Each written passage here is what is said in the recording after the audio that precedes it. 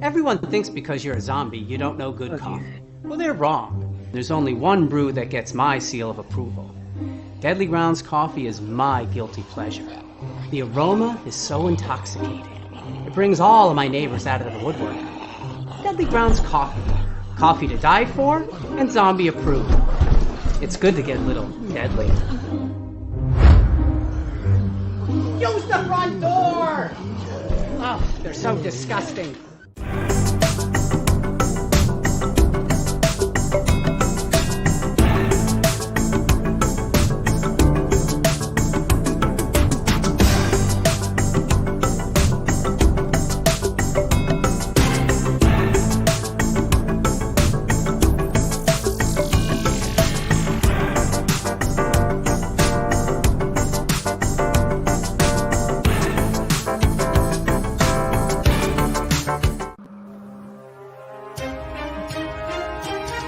The Dorkening and all affiliated shows are not intended for anyone under the age of 18. The following may contain discussions or scenes that have adult situations, graphic violence, nudity, strong sexual content, and graphic language. This show is intended for mature audiences only. Viewer discretion is advised. Ladies and gentlemen, the motion picture you're about to see contains scenes so terrifying, the public must be given grave warning.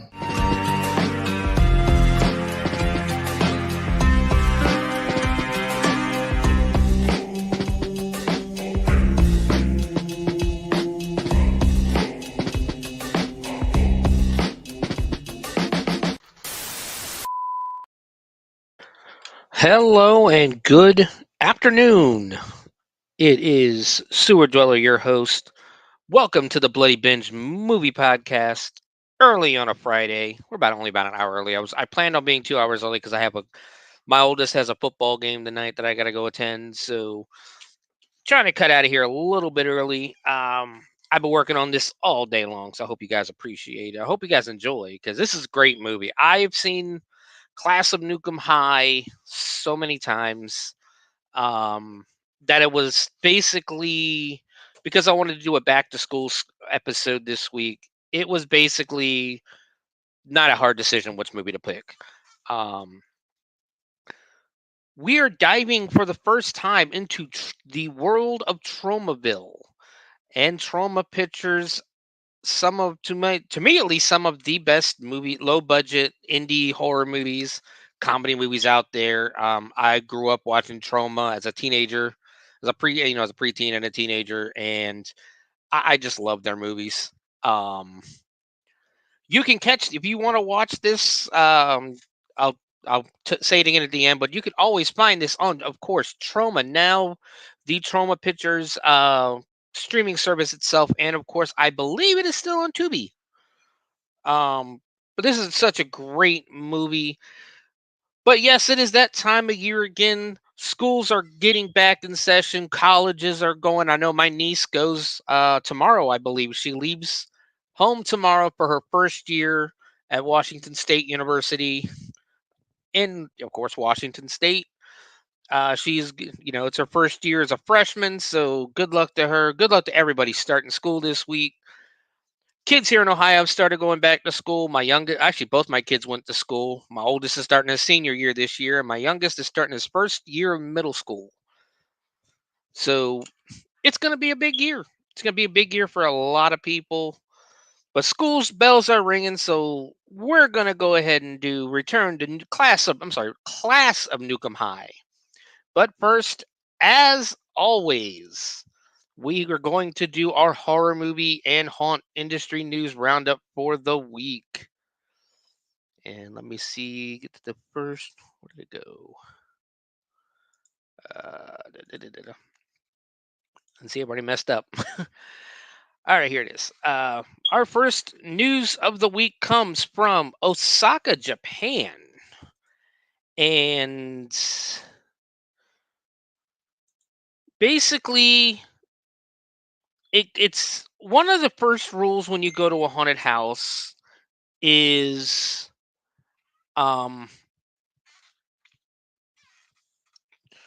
Right now, one of the principles of haunted houses: don't don't put your hands on the actors. For the most part, they won't touch you purposely.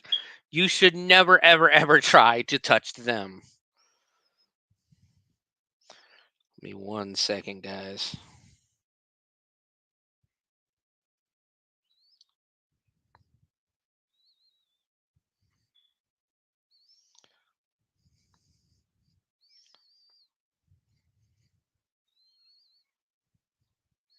Sorry about that. Um, Trying to get something fixed on here. All right, so basically, this guy, and what's no doubt one of the weirder lawsuits to come before the Japanese judicial system this summer, the Osaka High Court was recently tasked with deciding where the responsibility lies in an incident in which a ghost had its jaw broken by a karate master.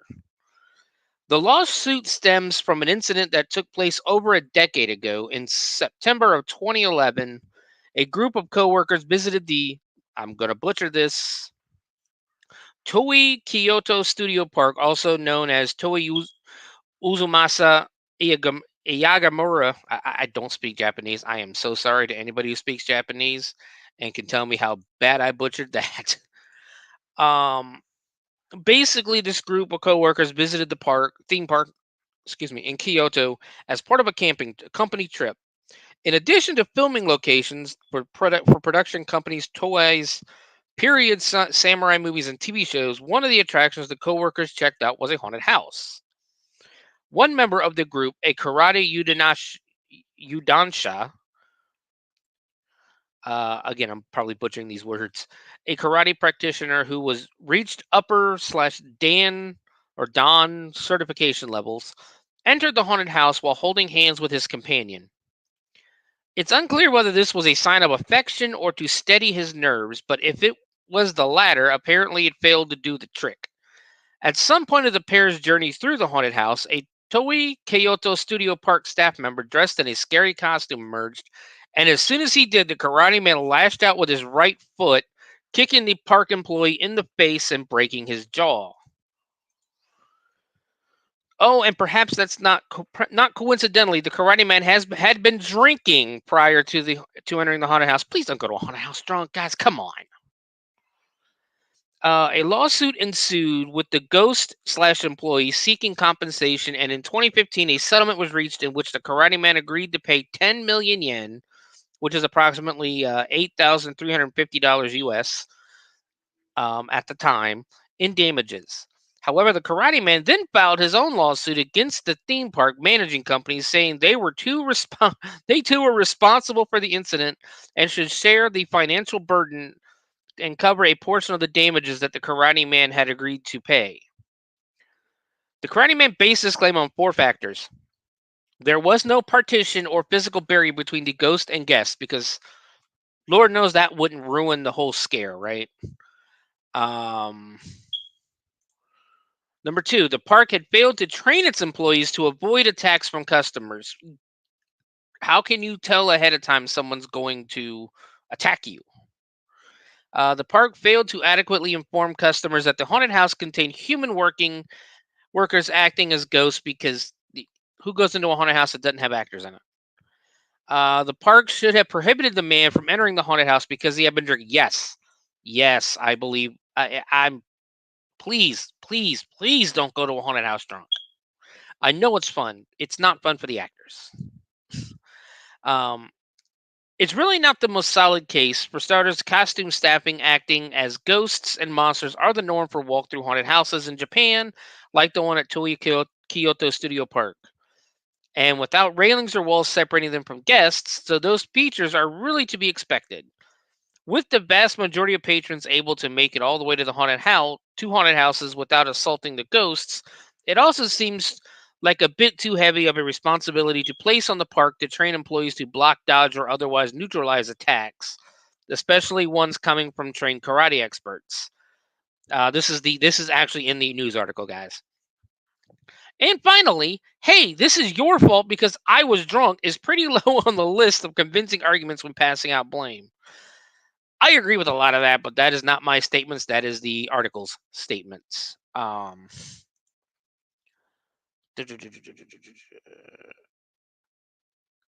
And so in January of this year, an Osaka district court threw out the Karate Man's suit, denying the man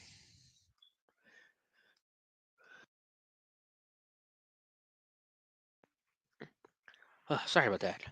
Um, let's see. They threw out the Karate Man suit, denying his request that Toei Kyoto Studio Park take on 4.8 million yen of the 10 million in damages the man had agreed to pay. The Karate Man, again, words in the article, not mine, then responded by filing an appeal with the Osaka High Court, upping his request to one that the park cover 7 million yen of the damages. Last month, the High Court gave its ruling and once again ruled in favor of the park. While it is true that the aim of the staff, make sure I'm back on. Okay, I'm still back on. Yeah. While it is true that the aim of the staff portraying the ghost to surprise customers, this is done with the understood principle that the haunted house is something that can be safely enjoyed, said the court in its ruling. Unlike within the story of a movie or TV show, the ghosts are not actually attacking the customers, so there is no need for them to physically fight back. The ruling continued, coming to the conclusion that it is difficult to find any justifiable motive or logical rationale for the Karate Man's actions. So remember, everybody, if you're a trained fighter with speedy combat reflexes, easily startled, or drunk, you might want to skip the haunted house, and you definitely should if you're all three of these things. So yeah, basically, dude tried to sue. The guy tried to sue the park, or he I guess. Hold on, go back to the beginning. So he goes to a theme park with his company. Him and his buddy are walking through, or him and his girl are walking through, holding hands. Uh, basically, a haunt actor came out to scare him, or a scare actor came out to scare him, and dude decided to use his, I guess, quick reflexes and kick the person right in the fucking mouth and broke his jaw. And for whatever reason, in his mind, the park should be held liable, not him. So yeah, that no, don't go to a haunted house drunk. Don't go to a haunted house drunk. Don't go to a haunted house drunk. Tipsy, that's one thing. But buzz, that's fine. But if I have to carry your ass out of the haunt because you're too drunk to walk past my scene, that's a problem. And if you're gonna go and you're gonna drink and you're gonna go haunt, don't be an asshole. Let us do our thing. Let us do the scenes. Let us say our lines. Don't try to talk back to us. Just don't be an asshole. All right, especially because a lot of people, especially in the haunts industry nowadays, a lot of these people who are out there scaring you are essentially children. A lot of young kids. So yeah, just don't be an asshole. That should just be the theme of the world. Don't be an asshole. So moving on from Japan, we're going to take a slight trip over the Pacific Ocean to San Diego, where SeaWorld San Diego has announced a thrilling lineup of new scare zones, entertainment, and performances for Howl-O-Scream 2024. Joining fan favorites Deadly Toys in the Graveyard are 4 new scare zones: Terrors of the Deep, filled with deadly sea beasts and eldritch horrors; Ripper Row, where the infamous Jack the Ripper terrorizes the streets; Red Moon Revelry, plagued by a bloodthirsty cabal of vampires; and All Hallows Harvest, where cursed scarecrows are intent on harvesting bodies and souls to feed their dark desires. The new Vile vignettes, staged scenes designed to terrify unsuspecting visitors, also join the lineup. Good lord, this is not a well-written article. Also joining the lineup are Fall of Atlantis, Hunter's Oath, and Songs of Old Halloween. Guests looking for an entertainment break from the event's 5 haunted houses, 6 scare zones, and 6 Vile vignettes can sit for an all-new theatrical performance, Monster Stomp. That is not new. That has been at all the parks, and it's awesome. And if you're in San Diego or you plan to go to Howl-O-Scream, and there's a Monster Stomp at the Howl-O-Scream you're going to, go see Monster Stomp. It's amazing. I love it. Watch Jack the Ripper take the stage in this modern rock and rhythm spectacular combining electrifying percussion, dancing, and singing. Stay tuned for more announcements. The end of the what is it? New theme food. Yeah, tickets are on sale now for SeaWorld. For SeaWorld's San Diego's Hollow Scream, starting at a low price of $34.99 for a single night general admission. I can't speak for SeaWorld because I've never been to Halloween at SeaWorld. I've been to Hollow Scream at Busch Gardens Williamsburg, and it was not an extra paid event, but it does sound like at SeaWorld it might be an extra ticket. So go check that out. Let's see, I got it up here. I'm not going to go through all of the descriptions of the haunts and stuff like that, but the 5 haunted houses you got at SeaWorld San Diego. Simon's Slaughterhouse. Actually, I might read this one because it's pretty cool. Simon Says Die this year. Simon's Slaughterhouse, including brand new sensory effects that will have you screaming around every corner as you navigate through the bloody corridors, meat-hooked mortals, and screeching buzzsaws of the meat processing plant to avoid the butcher's blade. Reimagined Terror. Area 64, Alien Outbreak. New Haunted, Horrific Residence. I guess it's a new haunted house. Nightmare Experiment. Looks like it's going to be a hospital-themed one. We've got Death Water Bayou. Escape the black murky waters of your nightmares only to fall under the curse of the evil swamp witch. It sounds fun, actually. 3D Maze. Circus of the Damned. Live entertainment. You got the opening ceremony and Monster Stomp. Vile vignettes. Misfortune. You have Hallows Harvest. All Hallows Harvest. Dark Magic, which looks like it's going to be a carnival theme. Call from Beyond, which looks like a mental institute. And Simon's Meat Market. You get the rides, all that good stuff. Yeah, all these really cool drinks. They got sinister cocktail bars. The Cracked Cauldron, all new Bloodthirsty. These are the name of the drinks, guys. Ancient Libations, Big Top Drinks, or these might be the bars. Toys, there's a lot of bars. Wow, that'd be fun. Wish I could get to California, but unfortunately I can't. Plus, if I was going to California or Orlando, my first place to go would be my first experience at Halloween Horror Nights. But yeah, sounds awesome. So if you go to check it out if you guys are in San Diego. Moving on, we're coming all the way back to the East Coast now to Winter Haven, Florida, right outside of Tampa. An all-new aerial drone show, Monster Skytacular, is coming to Brick or Treat at Legoland Florida Resort. I've been to Legoland one time. A few years ago, we took the youngest when we went on a trip to Clearwater. We took the youngest for his birthday to Legoland, and the kids had a great time. It wasn't very exciting for me, but again, I'm an adult and don't really play with Legos, so yeah. This Halloween season, for the first time in Legoland Florida Resort's history, 500 individual drones will soar high over Lake Eloise to end every night with a great show. The state-of-the-art drones will feature intricate, synchronized patterns and combine the excitement of fireworks, seamlessly, uniquely blending Lego and technology. Brick or Treat takes place select dates September 13th through October 27th. The event includes trick-or-treating around the park, a dance party, spellbinding shows and entertainment, characters in their Halloween best, themed food, and more. Tickets are on sale now. So yeah, I didn't care for Legoland when I went.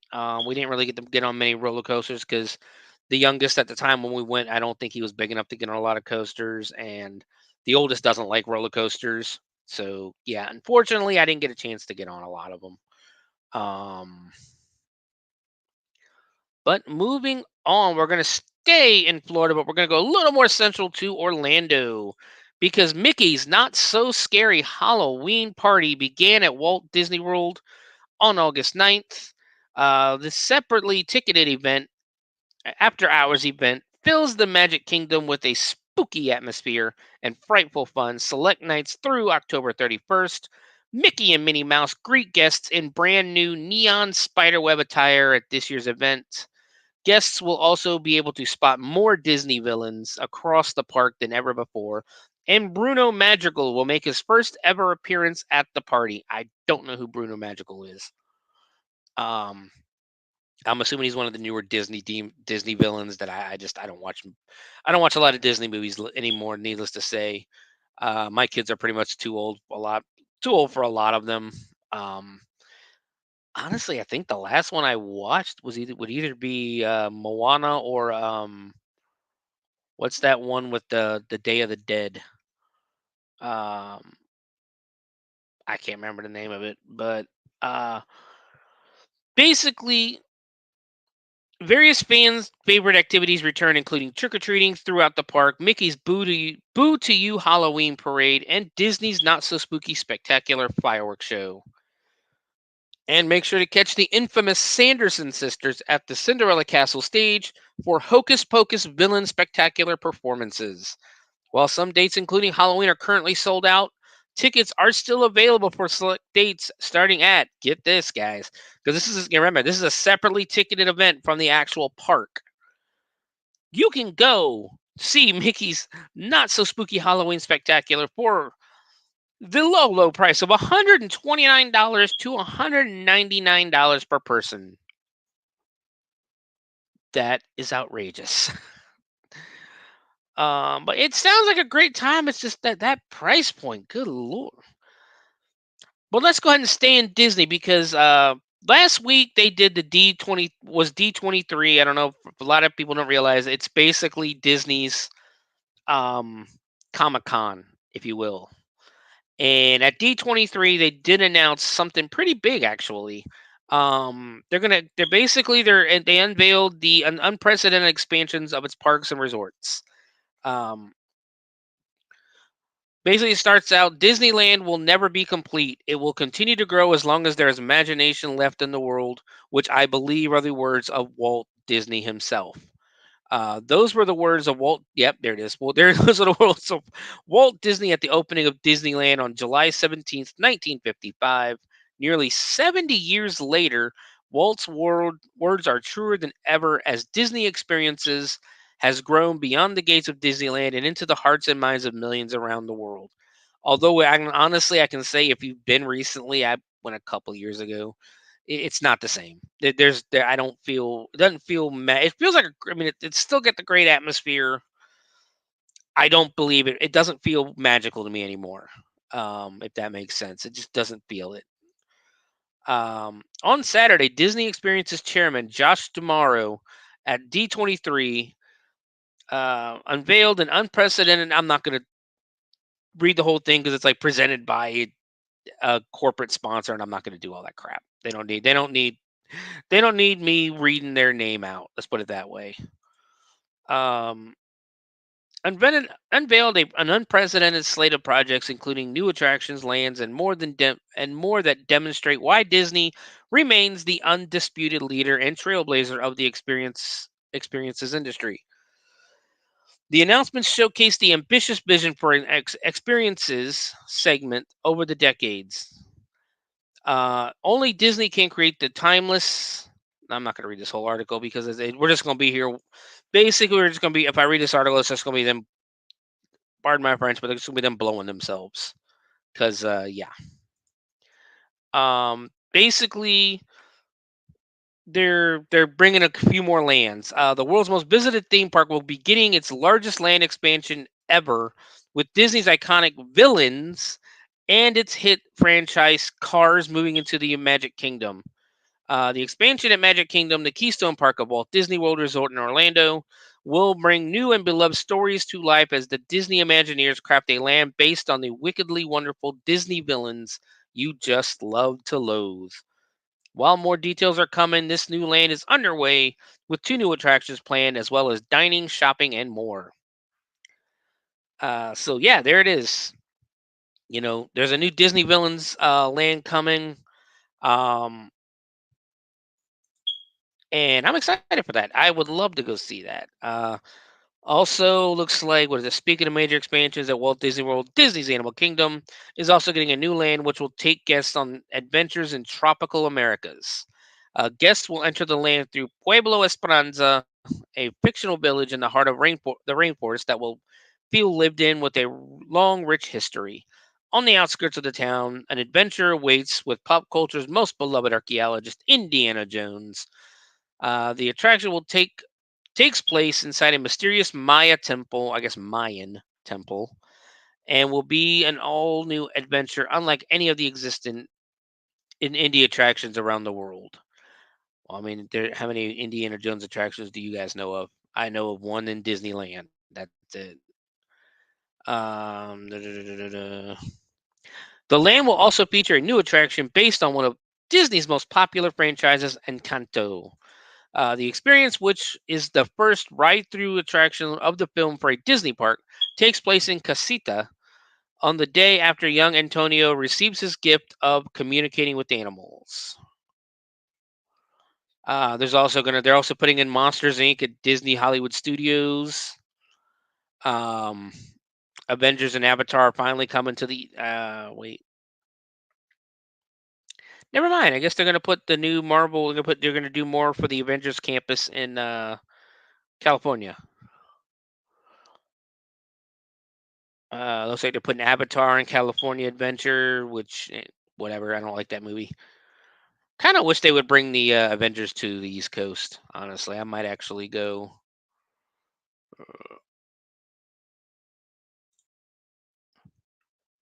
Ben, very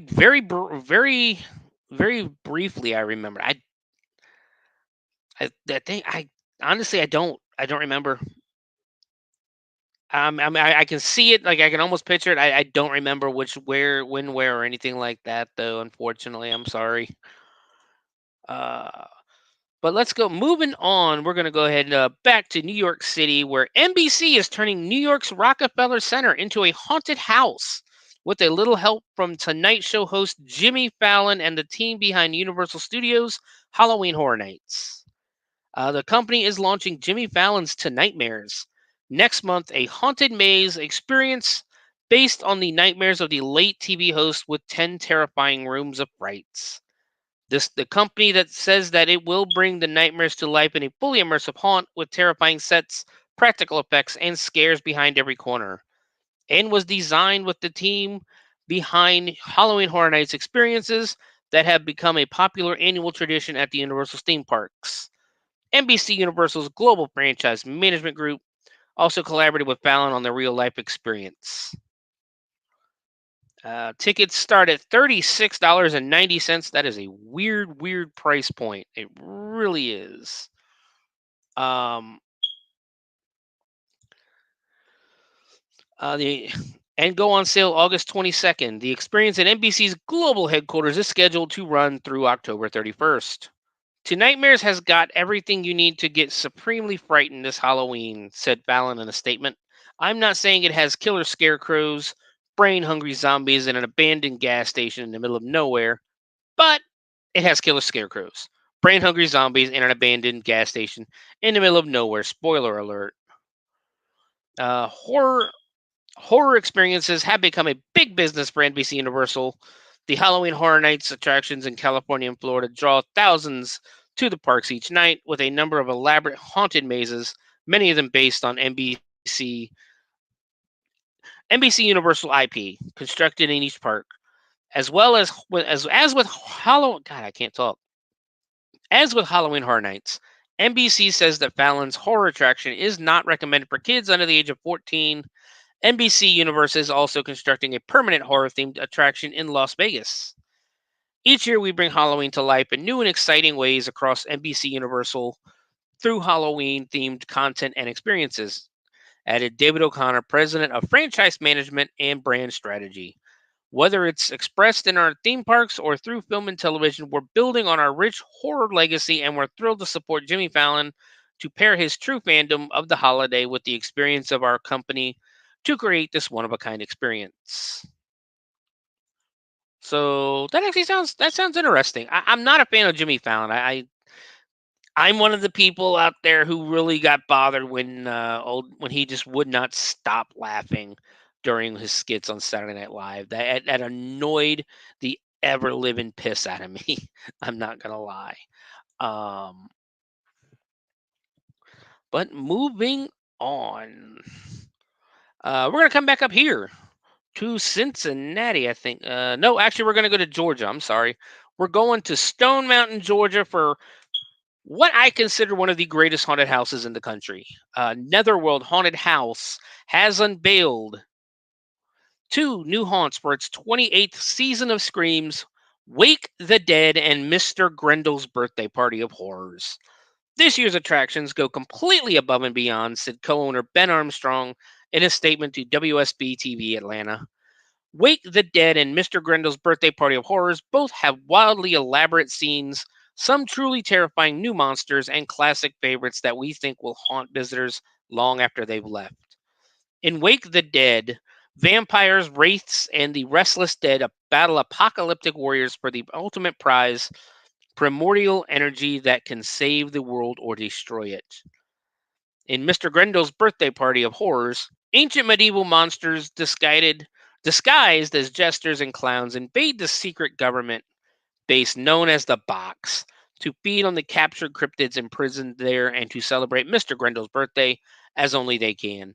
With lots of blood, Netherworld Haunted House is open select dates from September 20th through November 9th. Tickets are not yet on sale. Pricing and options will be announced later this summer.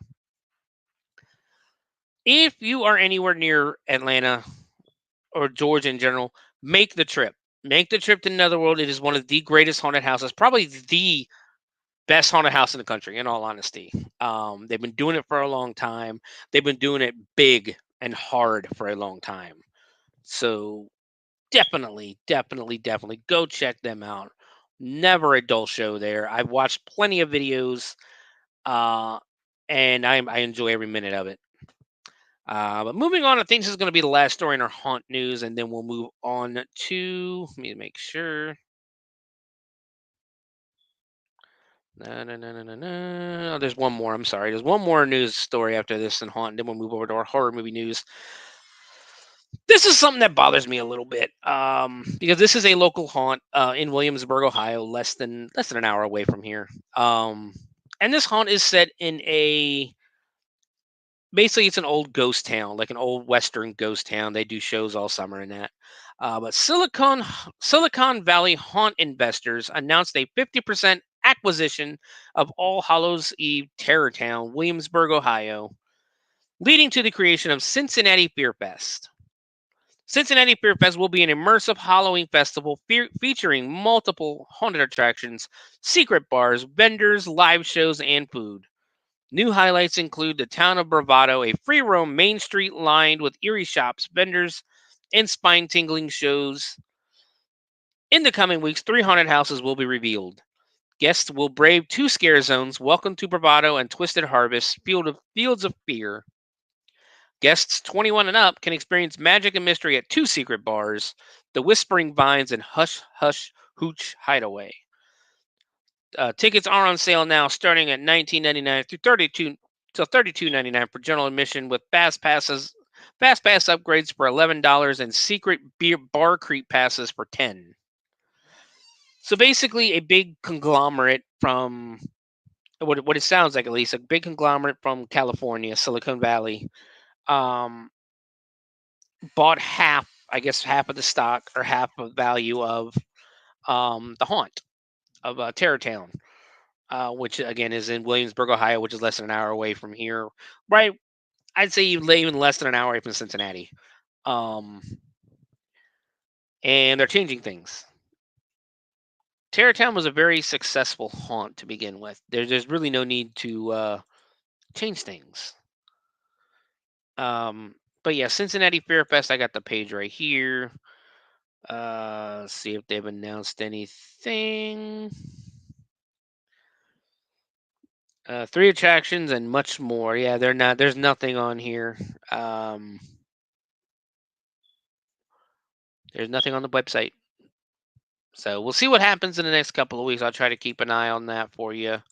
um, and see what's happening. But moving on to what I actually believe is our final story. We're gonna go we're gonna go a little bit further east to Maryland, to Olney, Maryland. Field of Screams, Maryland is gearing up for another spooky season with new attractions on select nights from February 27th through Saturday, November 2nd. Why is everybody starting so late this year? Like the 27th is pretty late to be starting. Field of Screams, Maryland features the Slaughter Factory Haunted House and 55 spine-tingling attractions along the flagship Super Screams Haunted Trail, a 1-hour walk through sinister woods, dotted with one pulse-pounding attraction after the next. New for 2024 is the Steelhead Asylum, where the lingering spirits of madness remain eternally trapped in smoke and flames. The 18-acre compound also features over 30 bonfires, games, and tasty concessions. Tickets are on sale now, starting at $24 for general admission. Um, I met the people who ran that when I used to go to horror movie conventions in Maryland, in Baltimore. Basically, used to be a horror convention called Horror Find. I think they're Monster Mania now, but they ran in Hunt Valley, Maryland, which is like right outside of Baltimore.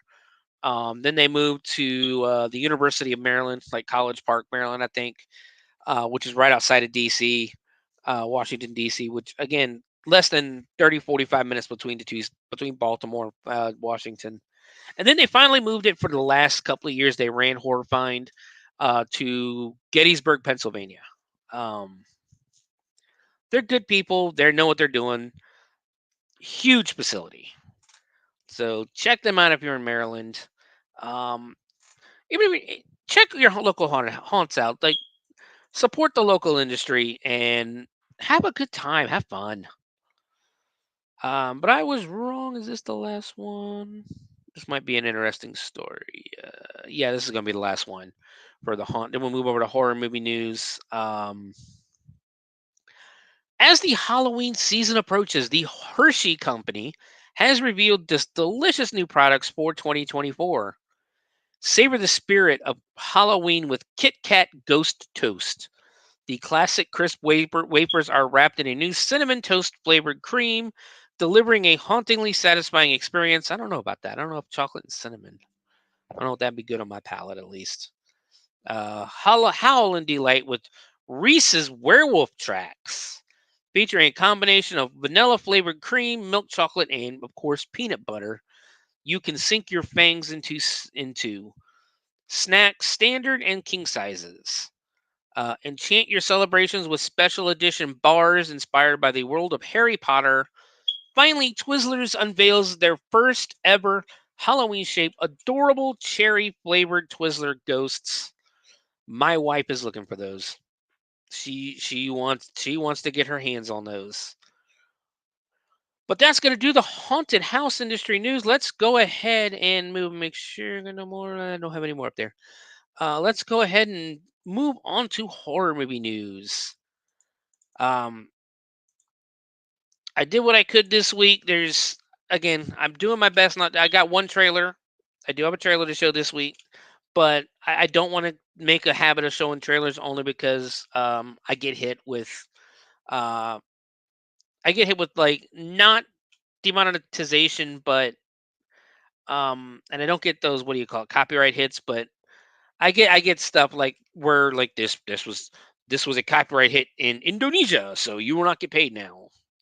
And since I'm on the Owlite Network and the Dorkening and a couple others, um, on their page, streaming on their pages, I don't want to hurt no one. I don't want to hurt no one's income or anything like that. So, um, I'm not going to make a habit of showing trailers. But our first news story this week is actually an interesting one. The Shape is making his way back to video games.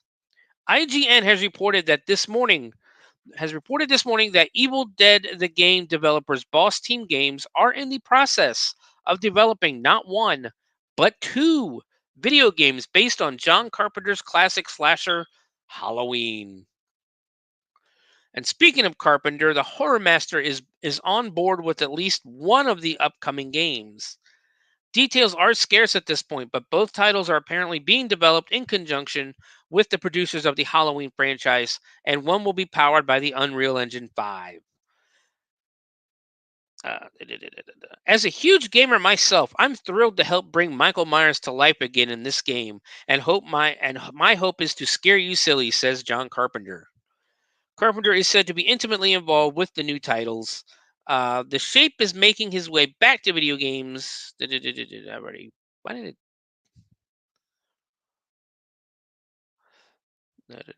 it? Details are scarce at this point, but both titles are apparently being developed. We already read that. The official release shared by IGN this morning states that these upcoming Halloween video games will allow players to relive moments from the film and play as characters from one of the most iconic and important horror films of all time. The two new games are being developed in association with Compass International Pictures and Furtherfront. Everyone at Boss Team Games are huge fans of horror, and Halloween obviously holds a special place in the hearts of all horror fans. Yes, I love the first one. The original, I'm not a hater of Rob Zombie's first one. Rob Zombie's second one is awful. It is ass. Um I even like part 3. Shoot me. I know I'm gonna get shot, but yeah, I like part 3. Um said Boss Team Games CEO Steve Harris. Getting to work with iconic characters like Michael Myers and build on John Carpenter's original vision is literally a dream come true for everyone. I'm sorry, a dream come true. Everyone at Boss Team is thrilled and honored to be working with Malik Akkad and John Carpenter to deliver a one of a kind experience that fans of the movie and video games will love. No release dates or platforms have been announced for either title. But yeah, basically Michael Myers out. I mean, this will be the first game Michael Myers is in since let's see, more recently Michael Myers, Laurie Strode, and Haddonfield map were added to Dead by Daylight. So yeah, that's gonna be awesome. It's these horror movie games that are coming out now. They're doing well. They're actually pretty fun. I have Killer Clowns. I have Texas Chainsaw Massacre. Never did get around to playing Evil Dead. I don't know if it's even still. I don't even know if it's still live or anything like that. Um, but yeah, I'm interested in it. I'm looking forward to it. Moving on. The Final Destination franchise is returning to life with a brand new sixth installment, Final Destination Bloodlines. But will the film be playing in theaters or go direct to streaming? Franchise creator Jeffrey Reddick brings confirmation this week that the upcoming Final Destination Bloodlines will not only be playing in theaters, but in IMAX's theaters as well. Zach Lipovsky and Adam B. Stein from Freaks are directing the fresh installment, which is scheduled to arrive in theaters next year with no specific release date at this time.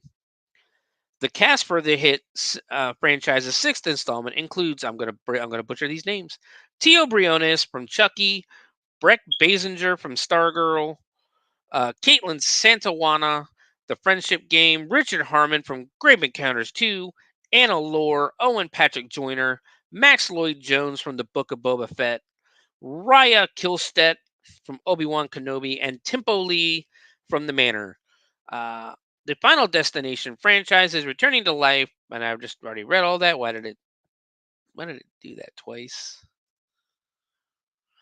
What can we expect from the upcoming Final Destination 6? Speaking with Collider, franchise creator Jeffrey Riddick offered up an intriguing and mysterious tease last year. Building upon comments he made to Dread Central in 2022, Riddick suggested that, without saying too much, that Final Destination 6 will add a whole new layer to the franchise. The film dives into the film Really? The film dives into the film in such a way that it attacks from a different angle, so you don't feel like, oh, there's an amazing setup, and then there's going to be one wrinkle that can potentially save you all. That you have to kind of make a moral choice about do it or do to solve it. There's an expansion of the universe that I'm being so careful. Riddick teased. Reddit teased. Reddit continued, it kind of unearths a whole deep layer to the story that kind of, yes, makes it really, really interesting.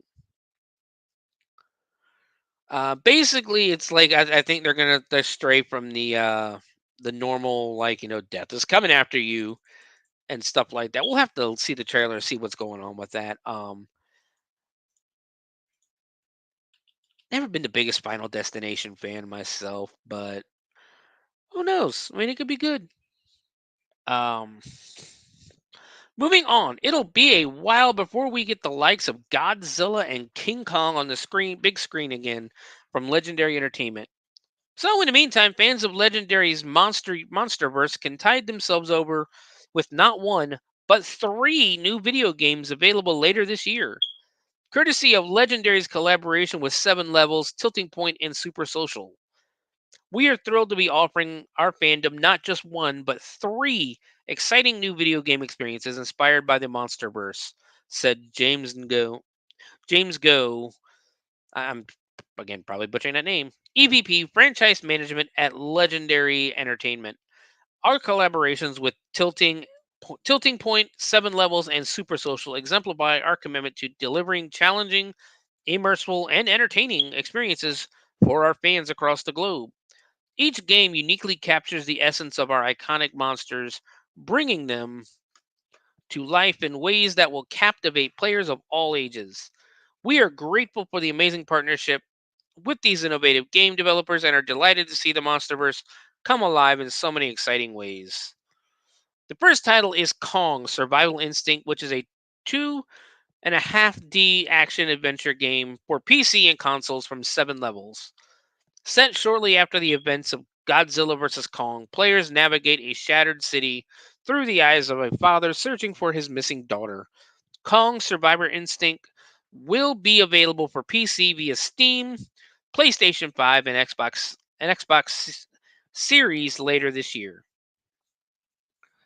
For those looking for a rematch between Godzilla and Kong, there's Godzilla X Kong Titan Chasers, a 4X strategy mobile game published by Tilting Point LLC and developed by Hunted Cow Games. Set in the newly emerged Siren Isles, players will build bases, form alliances, and engage in tactical, turn-based combat with their Titan Chaser squads, as well as with creatures they've collected from across the Monsterverse, like Skullcrawlers, Mother Longlegs, and other monsters. Ultimately, you must find ways to engage with and support Godzilla and Kong themselves. Titan Chasers is available now for pre-order on iOS and Android. So yeah, if you like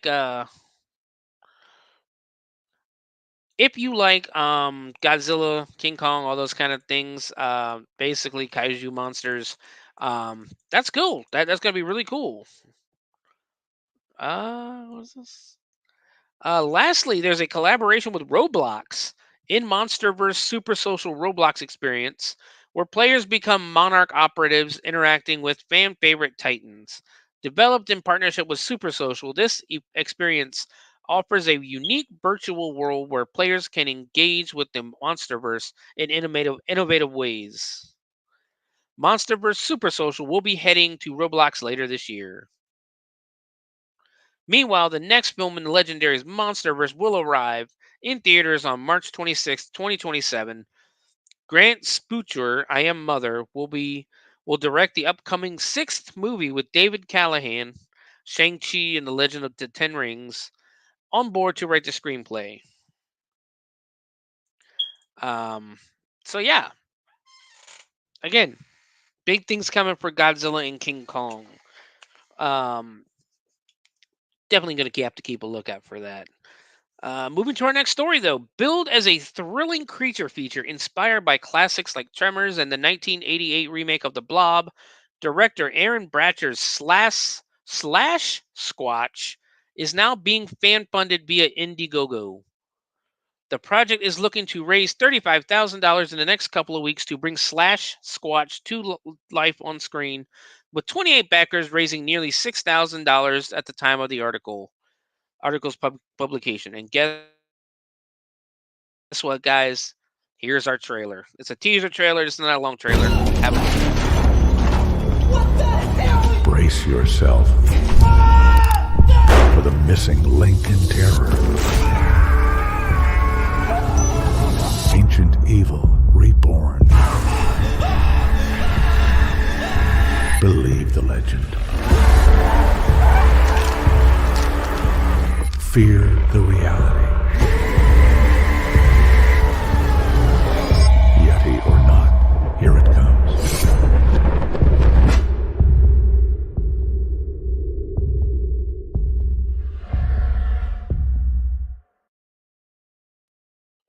Yeti or not, here it comes. That's gonna be great. Let's see. In Slash Squatch, a weapon-wielding Sasquatch ravages a small town. That's it. That's the whole premise of the movie. I'm down. Director Aaron Bratcher previews. Brace yourself for edge-of-your-seat tension and adrenaline-fueled action brought to life with stunning old-school practical effects. The first 5 minutes of the upcoming horror film have already been shot and released on the project's official website, with plans for the rest of the film to begin production in September.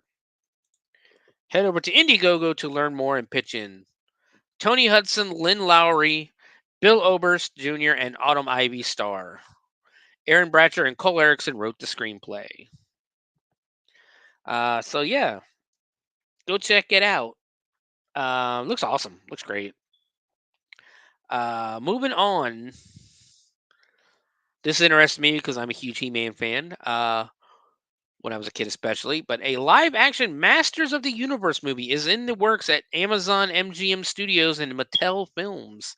And Deadline reports that Camila Mendez from Riverdale has signed on to play Teela alongside Nicholas Galatzin's He-Man. Deadline notes her character Teela is a warrior who, as captain of Eternia's Royal Guard, is responsible for protecting the royal family, especially Prince Adam, a.k.a. He-Man.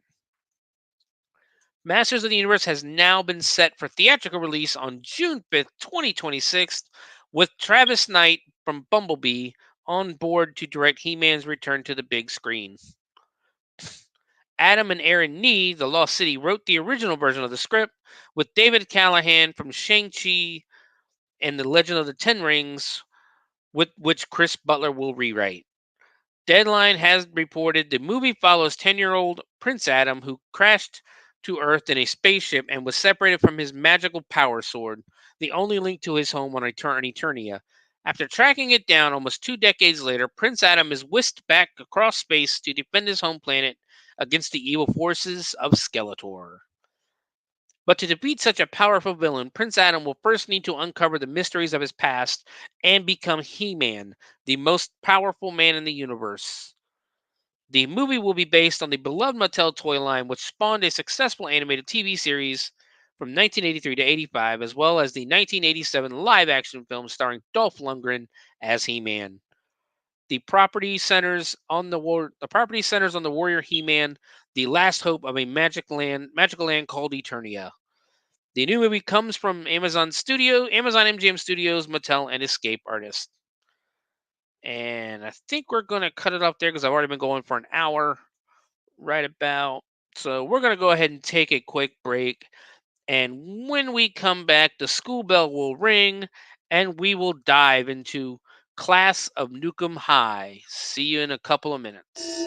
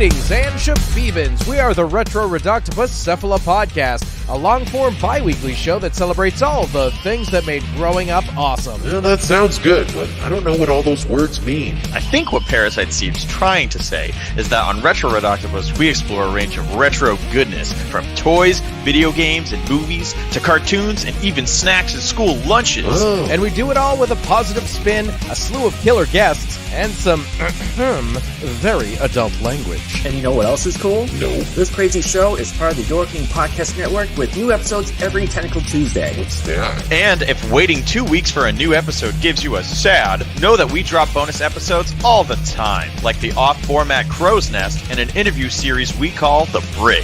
You can listen to Retro Octopus on Apple Podcasts, Spotify, Stitcher, or any app that's cool enough to carry the only show that celebrates all the things that make growing up awesome.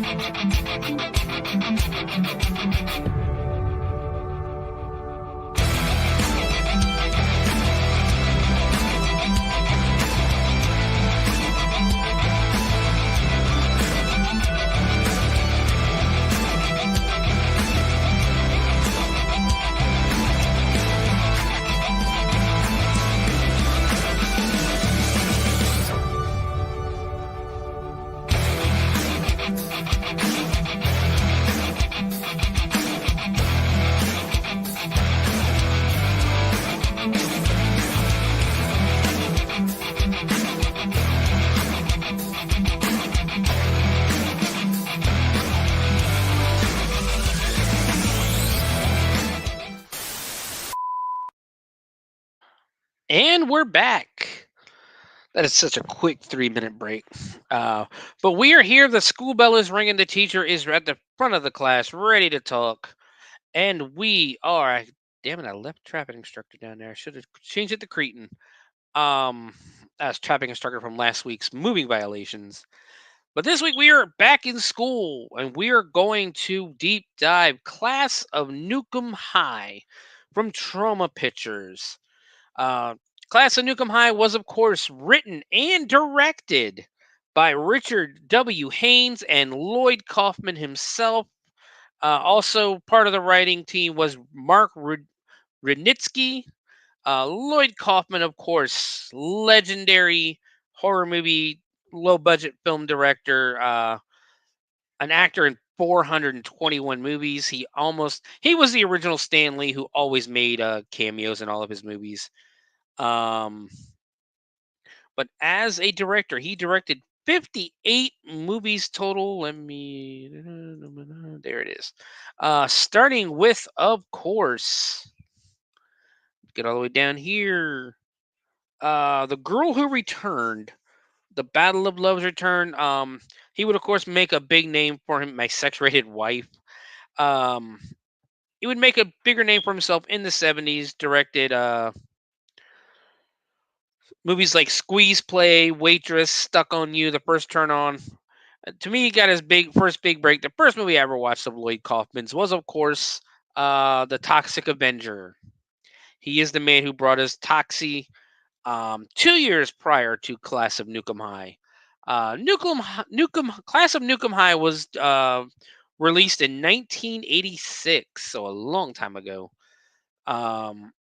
And there are so many sequels. Let me see. Did he direct any of the sequels?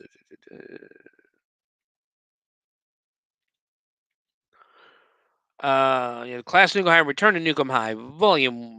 That's that one. Okay. There's a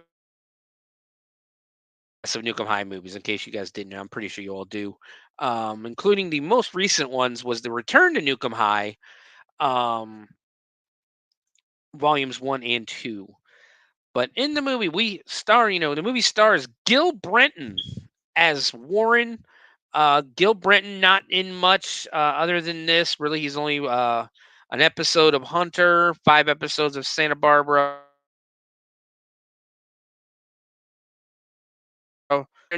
In Toxic Avenger 4. So not much of a career for Gil Benton. Also in the movie, we have Pat Ryan, who plays what was his name? Who did he play? Mr. Paley. He's the foreman, or I guess the owner or president of the nuclear power plant.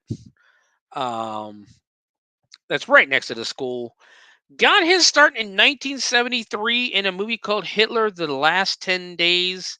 Um, Never anything too huge. He was the mayor in Toxic Avenger. Construction worker in Beijing, USA. Mr. Paley, of course, in Nuke Em High. Frank Schneiser in Street Trash, and pizzeria manager in probably the most like wide stream of his movies, Mannequin. Other than that, he really hasn't done much from the looks of it.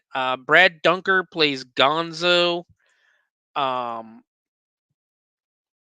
Again, 3 movies: Class of Nuke 'Em High, My Blind Brother, and Lloyd K. Really, I mean, you have Robert Pritchard playing Spike, James Nugent Vernon playing Eddie, Gary Schneider playing Pete, Theo Cohen playing Muffy, and so on and so forth. Like I said, the movie came out in 1986. You can currently find the movie on Troma, Troma Now, and of course, Tubi. I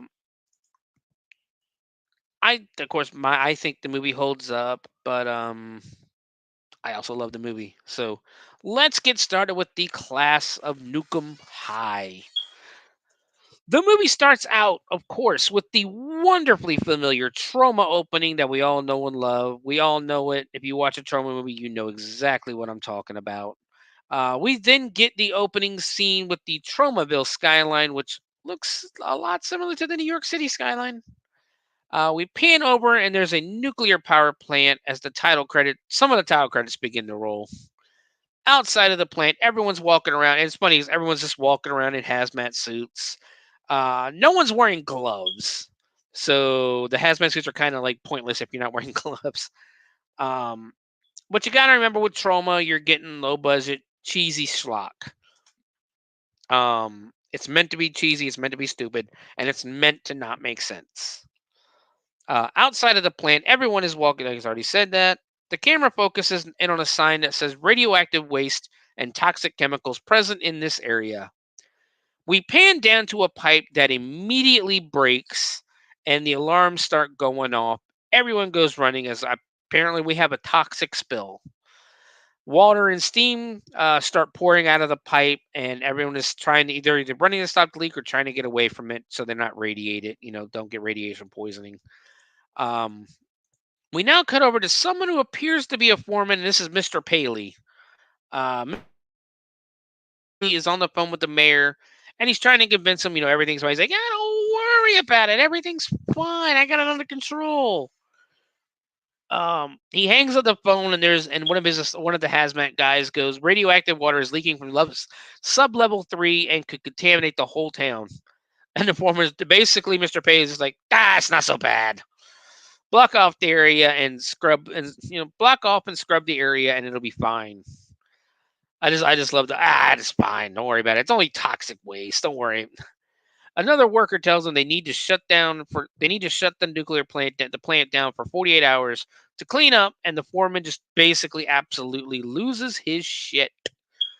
He says if they shut down, they'll investigate him.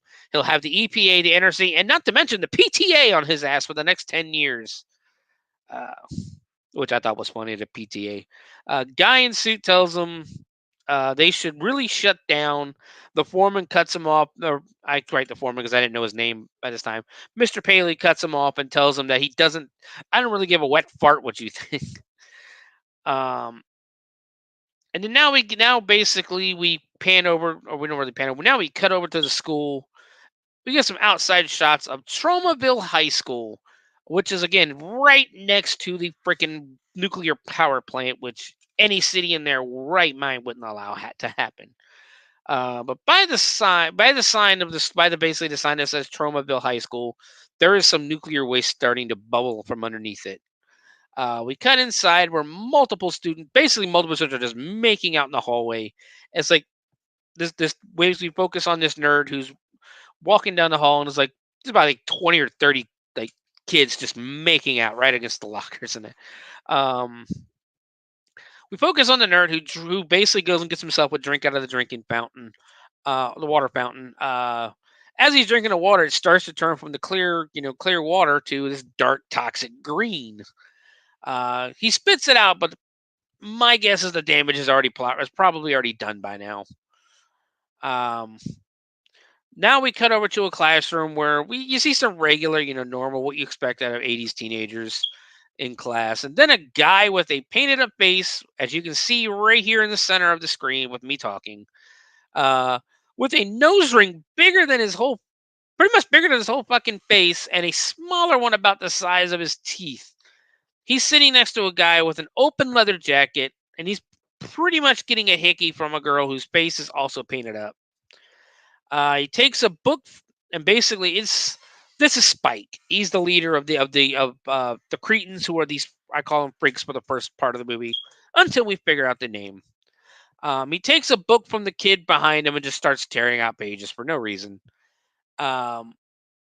We see more of the freaks breaking every school dress code known to man, including one who was literally eating his own ponytail.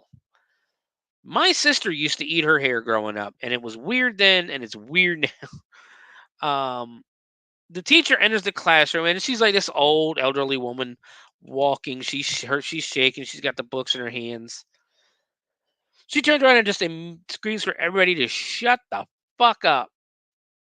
As they're basically just starting to throw papers around and starting to get wild. She just yells, "Shut up!" And everybody shuts up. The class pays attention as we focus on we focus on the nerd from earlier he's starting to look a little sick. She asks one of the kids in front, "Where's Eddie Harrell?" And another student basically cuts in and goes, "I told me to tell you that he was sick." Teacher asked him what was wrong with him, and the student replies, "He's sick of this class." Ha ha, what a funny joke. They laugh, and the teacher tells them they wouldn't be laughing so hard if they knew what kind of grades they had gotten from the papers they handed in yesterday. This sets them straight real quick. She tells him the only person who put any effort into his project was Dewey Martin. And that's basically the nerd we've been focusing on. But she says it like the only person who put any effort into his project was Dewey Martin. She says his name softly, and she says she gave him an A+. The other students start making faces behind him, making fun of him, basically. Then the principal comes over the PA system and tells them that they are having an emergency evacuation drill. In case of an accident at the nearby nuclear power plant, they have to be able to evacuate the school quickly and efficiently.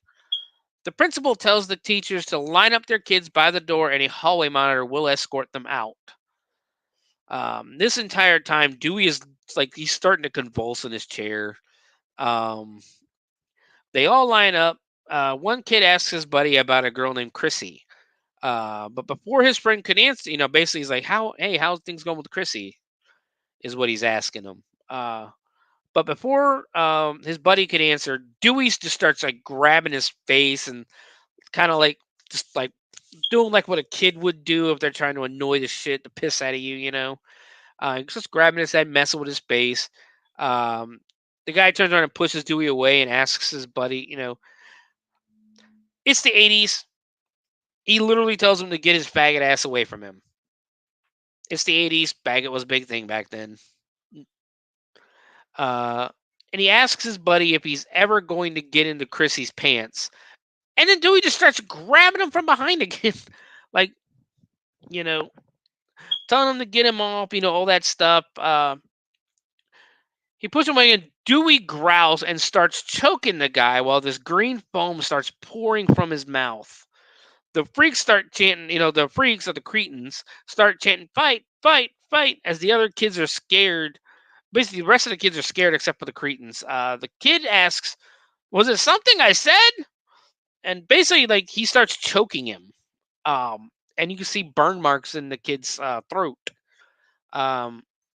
The kid was just like, "Was it something I said?" And his buddy tries to pull Dewey off of him, and then he just basically fucking decks Dewey, just like not like punches him right in the face. It does nothing, and Dewey drops the guy. Dewey starts spewing more green foam before running and jumping out the window as basically the freaks cheer him on. Dewey lands on the ground. He's still convulsing, and you can see like his skin is melting off. Um, he scares the police out that are outside and the others who are walking by. He starts convulsing. His skin starts to melt off his body, and I'm like, and basically the first time I admire the effects of this skin melting scene because it was awesome. It looked great. It was filmed great. I loved it. Finally, Dewey dies, and we cut back to the classroom where the guy getting choked says, "Well, I guess that's one way to evacuate the classroom." Roll opening credits. There's your first scene. There's the scene that sets the tone, and it's awesome. It's great. I loved it. Um, you can already tell it's going to be a fun movie when the first scene involves somebody dying, especially in a horror movie, somebody dying and fights and stuff like that. I loved it. During the credits, we see someone has spray painted Nuke Em High over the Tromaville High plaque on the rock. There's two couples making out beside it, of course, and another guy taking a piss. We get a montage of kids going to class and men in hazmat suits checking the school for radiation. We cut to the guy from earlier making out with who we can assume is Chrissy. We get more shots of men in hazmat suits walking around before we cut to the office of the nuclear facility. And there, Mr. Paley's walking out, like almost going home for the day, and the press surrounds him, asking if there's any connection to the suicide of a Tromaville High student yesterday and this plant. Mr. Paley basically says, "Nah, don't be ridiculous." We see more sludge coming up, and we see more sludge coming up from the ground by the high school sign. We cut back to Paley, who was again telling a reporter that they have not found a connection between the plant and Dewey Martin. In fact, they did find out that we found out that the victim has not one, but two microwave ovens, which they believe to be a contributing factor. This guy is almost worse than the mayor of Amityville Island in Jaws. This guy is just a complete prick. Cut back. I call him the athlete now. And Chrissy, athlete guy, asks how her biology class went, and she tells him she got frog guts all over her shirt. They go to kiss, but another guy pops up between them, and they both like kiss him on a cheek, as they're going to kiss. We also learn the athlete's guy's name is Warren. So here's Warren. Warren and Chrissy are the couple. The new guy and his girlfriend laugh and ask, "Well, how's it going?" Warren grabs Eddie by the neck. We find out the other guy's name is Eddie. By the neck and tells him that unless he wants Kathy, his girlfriend, to see what he looks like with his ears ripped off, he suggests that Eddie make like a hockey stick and get the fuck out of here. Eddie says he and Kathy have some extracurricular activities to get to anyways, and they walk off. The entire scene, there's about 5 or 6 couples making out in the background. There is so much high school people making out in this movie. And it's always in the background, like that's what they're paying the extras to do, is just make out. Eddie and Kathy enter. Basically, cut to a sign that says Fallout Shelter, and Eddie and Kathy enter the shelter and basically lie on the bed and they start their own makeout session. Eddie is basically feeling her up, and I'm talking like he's getting in there. And it's like that awkward, first time you feel a breast type fondling in that. It's funny. Eddie is feeling her up as green slime starts hitting the mattress beside them. And they're not noticing it.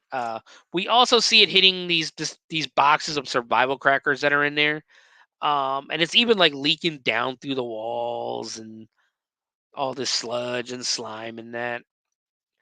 We cut back to the couple, and Eddie is, and like I said, he's really getting in there. And he's starting to lift her shirt, and we get a little bit of underboob, but a drop of sludge like hits her in the stomach, She pushes him off, screams, sits up, and just slaps the shit out of him, knocking him into the boxes of crackers. And then basically the same box that the sludge was leaking onto. She calls him a pig and leaves as he's got cracker crumbs and sludge all over his face. It was a good image. It was actually a funny image. We cut back to Mr. Paley, who tells the reporters that nuclear, yes, he said it nuclear. He didn't say nuclear, he said nuclear. Power is clean, safe, and efficient. The good citizens of Tromaville depend on them, and this plant will still be there when a lot of them are dead and gone. The credits end as we see Warren, Chrissy, Eddie, and the guy who got choked earlier, we find out his name is Greg, walking up the stairs. Greg tells Chrissy to give him her hand, and he starts to move it to his crotch. She calls him gross. Eddie says, if you think that was gross, you should have seen the chick he picked up in the arcade last Saturday. And apparently she has a hairy ass. Good to know. Greg says, speaking of a hairy ass, what do you think about poor old Dewey as he basically makes like the joke, the choking sign, like, as a joke. Warren says it's a shame the kid just flipped out. Eddie says, who would have guessed that Goody Dewey was a psycho? Greg thought he was just an asswipe. Chrissy gets angry and asks, how do you explain all the weird things going on around there since the plant opened? Remember Mrs. Brooks losing all of her hair and breaking out in scuzzy-looking sores overnight? Craig says she looked better that way, and Warren says, yeah, Chrissy has a point. But Eddie just pretty much goes, bullshit, hogwash. Eddie says there isn't any radiation here and points out that they are at least a quarter of a mile away from the nuclear power plant. Eddie says even if there is, who gives a shit? And now we can see in the 80s we did not know enough about radioactive gases and leaks, even though Chernobyl happened 10 years earlier. Oh, did it happen? Chernobyl might not have happened yet. Chrissy says I think Chernobyl happened in the 80s, come to think of it. But Chrissy says it may just be her woman's intuition, but something's going on. And then we see the cretins from earlier walk in, and they just basically, for no reason, just shove a kid. Chrissy asks, do you remember those guys? They were the Honor Society. Yes, the guy on your screen right here with the nose rings was the Honor Society. She says, now look at them. They walk into class, and one guy just as they're walking to class, dude just randomly just punches a dude in the face, and you get that fantastic 1980s punching sound, just almost. I used to love that sound effect. Chrissy says she remembers in debate class they just suddenly stopped debating and just beat the shit out of Mr. Blewett. Warren admits that the change was instant. One day they were a bunch of clean-cut preppies, and the next they're a bunch of violent, perverted creepies. The guy with the face rings is feeling up. There's a random guy there, and it's obviously a guy. He's got black lipstick on and a pink and white varsity sweater almost, but he's got boobs. And that's the kind of jokes they would make and get away with in the 80s. Is the guy got boobs? I'm not gonna lie, I don't think they ever said this kid's name. I called him man boobs the entire movie. Hate me if you want, but I called him man boobs. So basically, the guy with the face rings is feeling him up, and then just turns around and just knocks the books out of a girl's hand, and then grabs her by the neck and starts kissing her.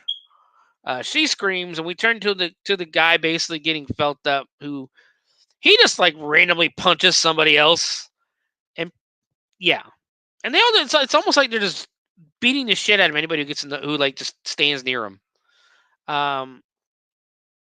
The cretins walk up behind another nerd who is talking about protons with his buddies.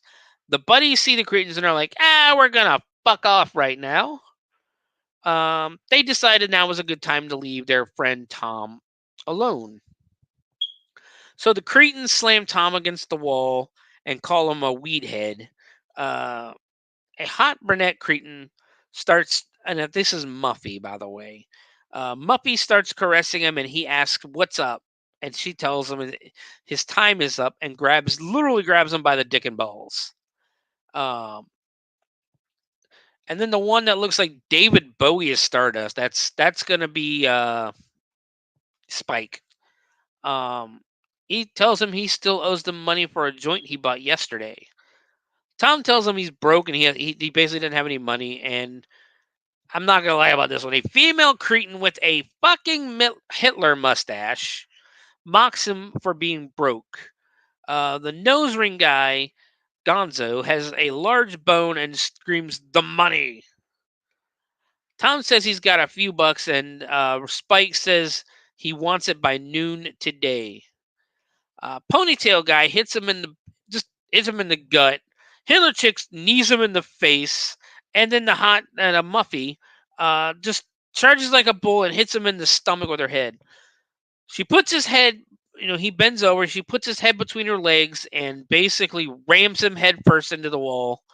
And then Hitler chick kicks him a couple times while he's down. And then Muffy finishes him off by stomping on his ball, basically just stomping on his manhood with a red heel. You want money from this guy, that's not how you get the money. You gotta let him get the money. Then you kick his ass. That's all that's supposed to happen. We cut outside to a large cake and a sign that says Tromaville High School bake sale. The cretins, a couple of the cretins are just standing around, and Gonzo appears on a motorcycle. Gonzo waves to his gang and just basically plows through everybody at the bake sale to get to the to his butt. Sorry about that. And of course he plows through the people and the bake sale table, or bake sale, before crashing into the table with the large cake on it. It goes flying and lands on people. Nobody reacts. They're like, yep, this is Tuesday. We learn, basically that's when we learn his name is Gonzo.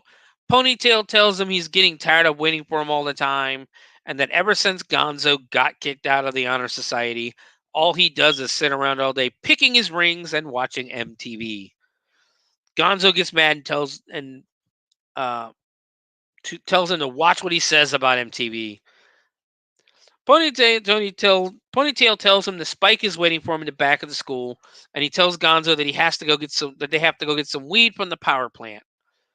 Gonzo says he's got a date with Muffy, and Ponytail tells him, well, you better get going. Muffy is now pissed and asks what about her. Gonzo apologizes, but business is business. Muffy tells him it's always about business with him and that he never pays attention to her. Gonzo says that's what you get. That's what you get when you're in love with the yuppie. We cut back to the back of the school where we see Spike and the cretins. They're just waiting for Gonzo. Gonzo shows up and they all ride off on motorcycles. Then we cut to the plant where two workers they have these giant metal, like yellow metal boxes that both say uranium-235 caution on them. They open the boxes up, and lo and behold, it's their lunches. One has chicken food for lunch. That is literally what he says. And the other has spam and eggs. The cretins roll up to the gate, and they start calling for Ron. He's the guy with the spam and egg sandwich. Ron is the guy giving them the radioactive weed. He tells them they weren't supposed to be there until tonight. Spike asks, why does he care? Besides, they have his money. And Ponytail says he can't believe he gets away with growing this shit back here. Ron tells him this is a maximum security area and that nobody ever comes out here. Meanwhile, there's a large number of people walking past the fence behind them, where about 6 very flamboyant teenagers are standing very noticeably. Gonzo comments that he can't believe how fast that stuff grows out there. Ponytail says they can call it atomic high, and they can charge the kids more money for it. They celebrate as we cut to the cafeteria of the school. Eddie and Greg approach a table of girls. There's about 3 girls there, and ask if they can sit down, but they're doing it like the obnoxious way. The girls say yes, and Greg goes to sit on Kathy's lap before she pushes him off. Um, and then they tell the boys whatever they have to say, they don't want to hear it.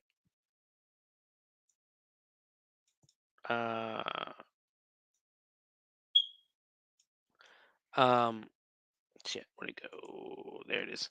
Eddie says they don't want to hear it. Eddie says they are in suspense of what he has to say. So he won't make them, he knows Eddie says he knows they're in suspense of what he has to say, so he won't make them make them wait any longer. Basically, he knows a guy at State who can get them into the Pi Delta Gamma party Saturday night. The girls perk up, because, oh, really, a college party?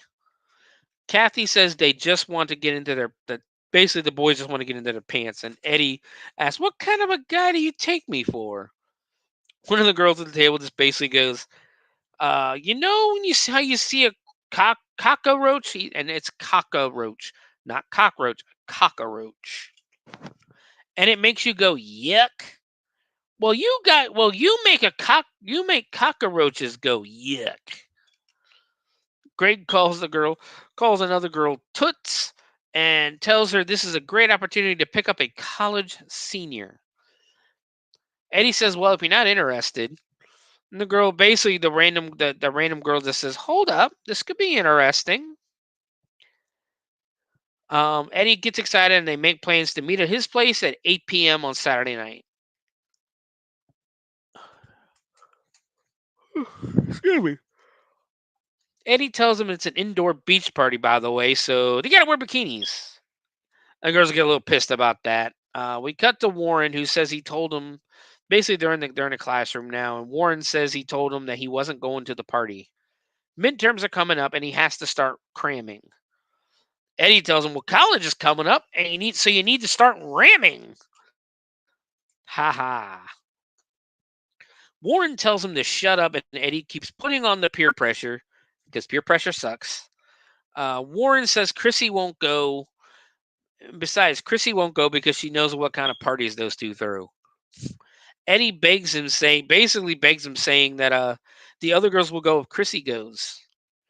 So we cut over to the Cretans now trying to sell their weed. Gonzo literally stops Eddie and the yuck girl with his giant bone, and tells them that he has some dynamic, fast, fantastic weed for them if interested. The girl says they aren't interested, but Eddie says they should get some for the party. She asks how much, and Ponytail tells her $10. She asks for how many, and of course he says 1. It is $10 for 1 joint. She asks him if they are nuts, and then she asks if they think they are stupid. Like we're stupid. Ponytail and Gonzo literally snatch Eddie up and says, yeah, we think you're really stupid. And he tells them they are right. And he's like, yeah, you're right. We should go ahead and buy one. She agrees and that they will take one. Ponytail tells Eddie that they call this weed an atomic high.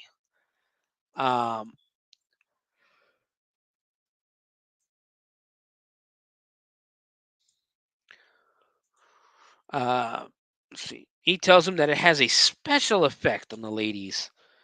Eddie mentions Warren, and the girl says he can buy his own shit, and besides, he doesn't even smoke. Eddie says maybe it'll make Chrissy more agreeable to go to the party. And we got to the party where basically windows are being broken, shit's being thrown all over. People are falling over drunk. People are, there's people outside, in this movie, there's people making out. I don't know if you know this or not. There's a live band playing, and of course, women everywhere in their bikinis. We get a bunch of shots of the band playing and girls dancing and the kids at the party. Then they see a guy kissing. They see a guy kissing one girl, and then another girl pulls him into her, and she kisses him. and then back to the other girl. Yeah, it's like back and forth between two girls, basically. Warren and Chrissy don't look too happy at what's going on at the party as they make their way through the crowd. Chrissy says she kind of wishes they would have just gone to the Fellini movie Fellini movie festival instead. Eddie pops up drunk and in a snorkel. Yes, this man is in a Hawaiian shirt, shorty shorts, and a snorkel. He asks what took him so long, and the girls say, "Hi, Chrissy," and take her towel and just basically yank her towel off so she's in her bikini. Eddie asks Warren if he's ever seen so much poon in his life, and Chrissy's stuck-up ass tells Warren that he has classy friends. Like, fuck you. A girl is walking through the crowd towards them, and a random guy just basically snatches off her bikini top, and at 21 minutes and 50 seconds, we get our first nudity of the movie and our first breasts of the movie. They all gasp, and Chrissy covers Warren's eyes as the topless woman stands between Warren and Eddie. The topless woman just asks, "Well, what's wrong?" And when nobody answers, it goes, and keeps walking and just dancing as if she doesn't realize that her top came off. Eddie tells Warren he has some exciting friends to introduce him to, and him and Greg pull Eddie away as Chrissy looks a bit pissed that Eddie's being pulled away. Chrissy tells the girls that this party may be a little too wild for her and Warren. And the girls basically tell her to lighten the hell up. We cut to the guys where Eddie points out that everyone else here is getting laid and Warren is pretty much still a virgin. Eddie asks Warren if he's feeling a little left out. And Warren says, of course he'd love to sleep with Chrissy, but she's shy and he doesn't want to rush her. They cut to Chrissy literally saying the exact same thing about Warren. Eddie says that he shouldn't rush her, but give her 15 to 20 minutes and then jump on her. We go back to Chrissy, and the Yuck Girl is telling Chrissy that she needs to do something because Warren is going away to college next year, and there will be a hot and cold bimbos everywhere he looks. He may forget her. More shots at the party, and Eddie tells Warren he has a surprise for him, and he whips out the joint from earlier. All of a sudden, the girls have shown back up, and Yuck Girl asks what the hell he thinks he's doing. Eddie tells her that he bought it for Warren and Christy, not for her. Eddie lights the joint and shoves it in Warren's mouth, who coughs, and Yuck Girl tells him he isn't doing it right. Yuck Girl takes a drag, and we get ominous music. She shoves it into Christy's mouth, and more ominous music. Yuck Girl tells them they have to take it more than one hit for it to work, and shoves it right back into Warren's mouth. Warren and Chrissy decide it's time to leave, and Warren throws the joint on the ground, where it is repeatedly stepped on by the partygoers. Eddie freaks the fuck out and just calls Warren a panty waste for what he did. Chrissy calls Warren a panty waste, and I missed that. That's one of them insults that I miss. Chrissy goes to get their coats, and she stumbles a little bit in the bedroom and basically falls out on the bed and literally just starts feeling herself up, as if she's turned on.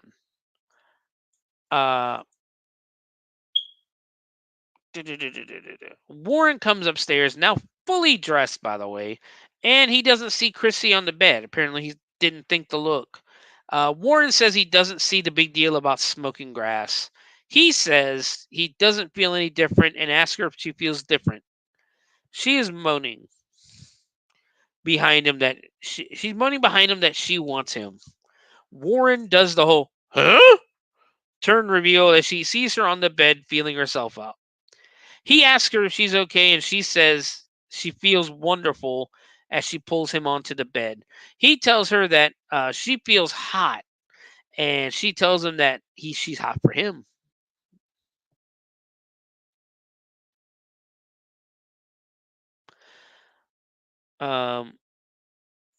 We cut downstairs to the party, and Eddie says he feels sorry for Warren because Christy is never going to let him in her pants. Greg pretty much says, fuck him, and let's do the girls a favor here and make our moves. Eddie is excited for that and starts approaching random women and asks if she wants to go snorkeling. And then she just turns around and lays his ass out and calls him a creep. Eddie thinks she loves him. Meanwhile, upstairs, Chrissy has Warren out of his shirt and is telling him she wants the joint.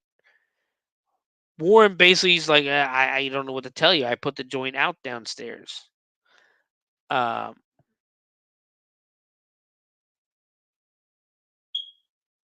did I lose? And then it's basically put the joint out downstairs and it's gone.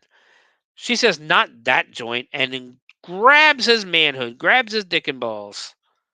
She tells Warren that she wants him now.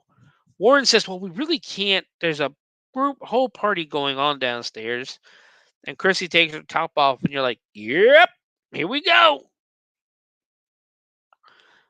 Chrissy takes her top off, revealing more 80s boob, and needless to say, Warren has changed his mind about whether it should be a horror. Wait, my apologies. Meanwhile, Eddie is still. Warren whips the clothes off real quick. Meanwhile, Eddie is still making his moves on another female, who of course turns around with a mustache. So it's apparently supposed to be a guy. We go back upstairs with a topless couple are now making out.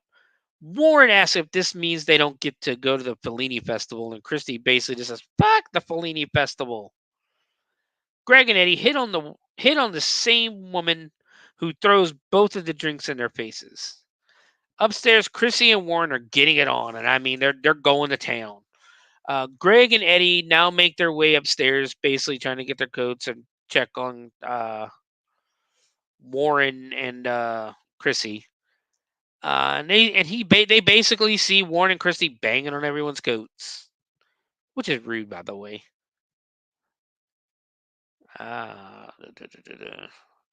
They decide they need some more pot.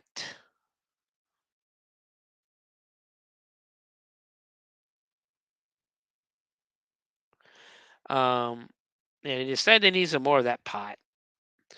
Cut to later that night where Warren is dropping Chrissy off at home. Chrissy says they owe Eddie and Greg a favor because apparently without them they would have never had sex.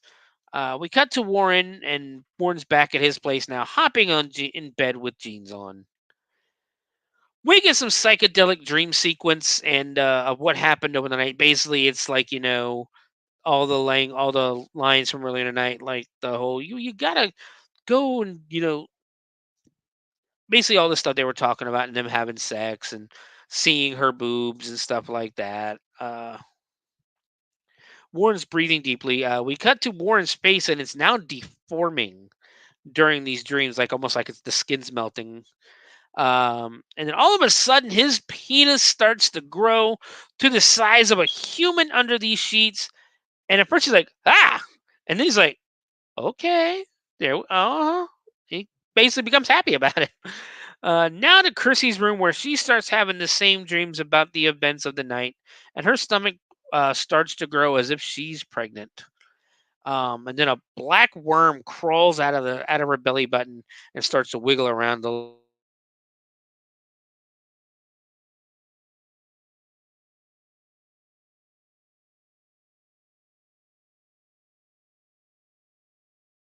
remembering of his own just a nightmare. This was a very well done scene, proving that once again static effects are so much better than the majority CGI stuff. What is this up here? My Wi-Fi might be cutting out a little bit, it seems. So if I end up messing up, I will come back and start right back where I finished.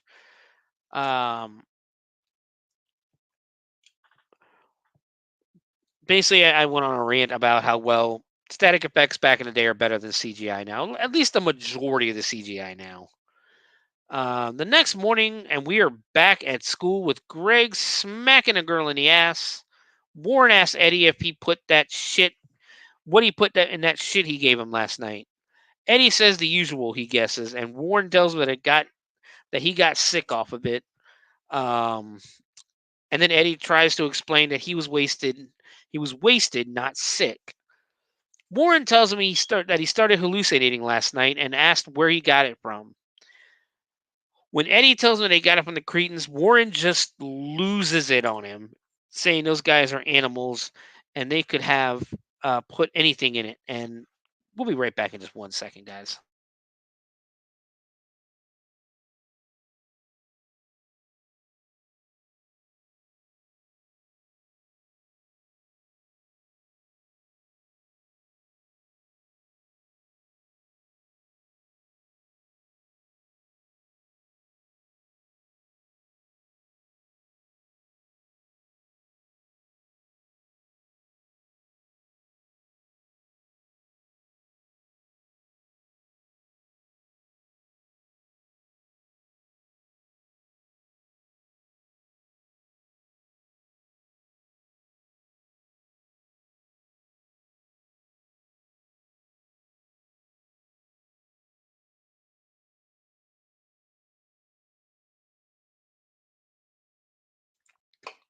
And we're back. Sorry about that. My dog was losing her mind over something. Uh, so Warren goes and he sits next to Chrissy, who's still a bit jumpy. Um, Chrissy tells him that she's feeling kind of yucky, and Warren says, "Yeah, me too." They talk about the hallucinations they both had. Um, did I put that down?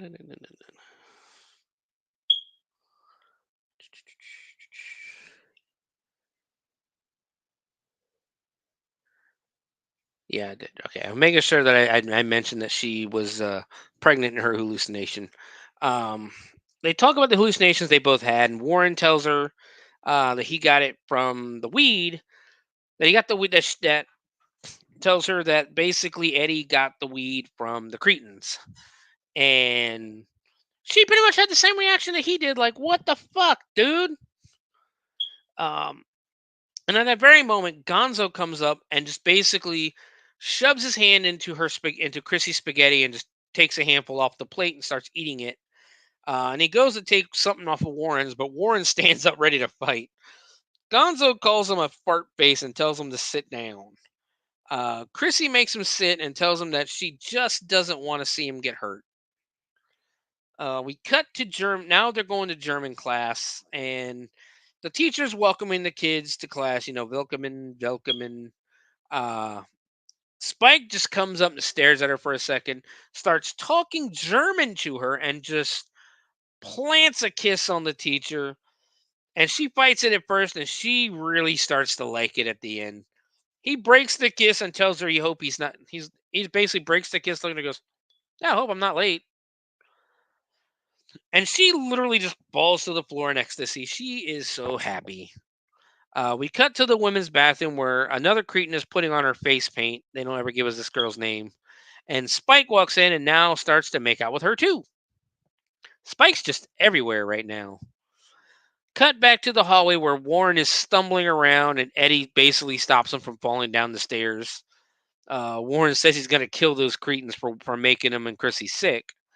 Now we basically cut to a car pulling up to a house, and we get a first person point of view of Warren going into the house, entering his house, stumbling around, all that good stuff.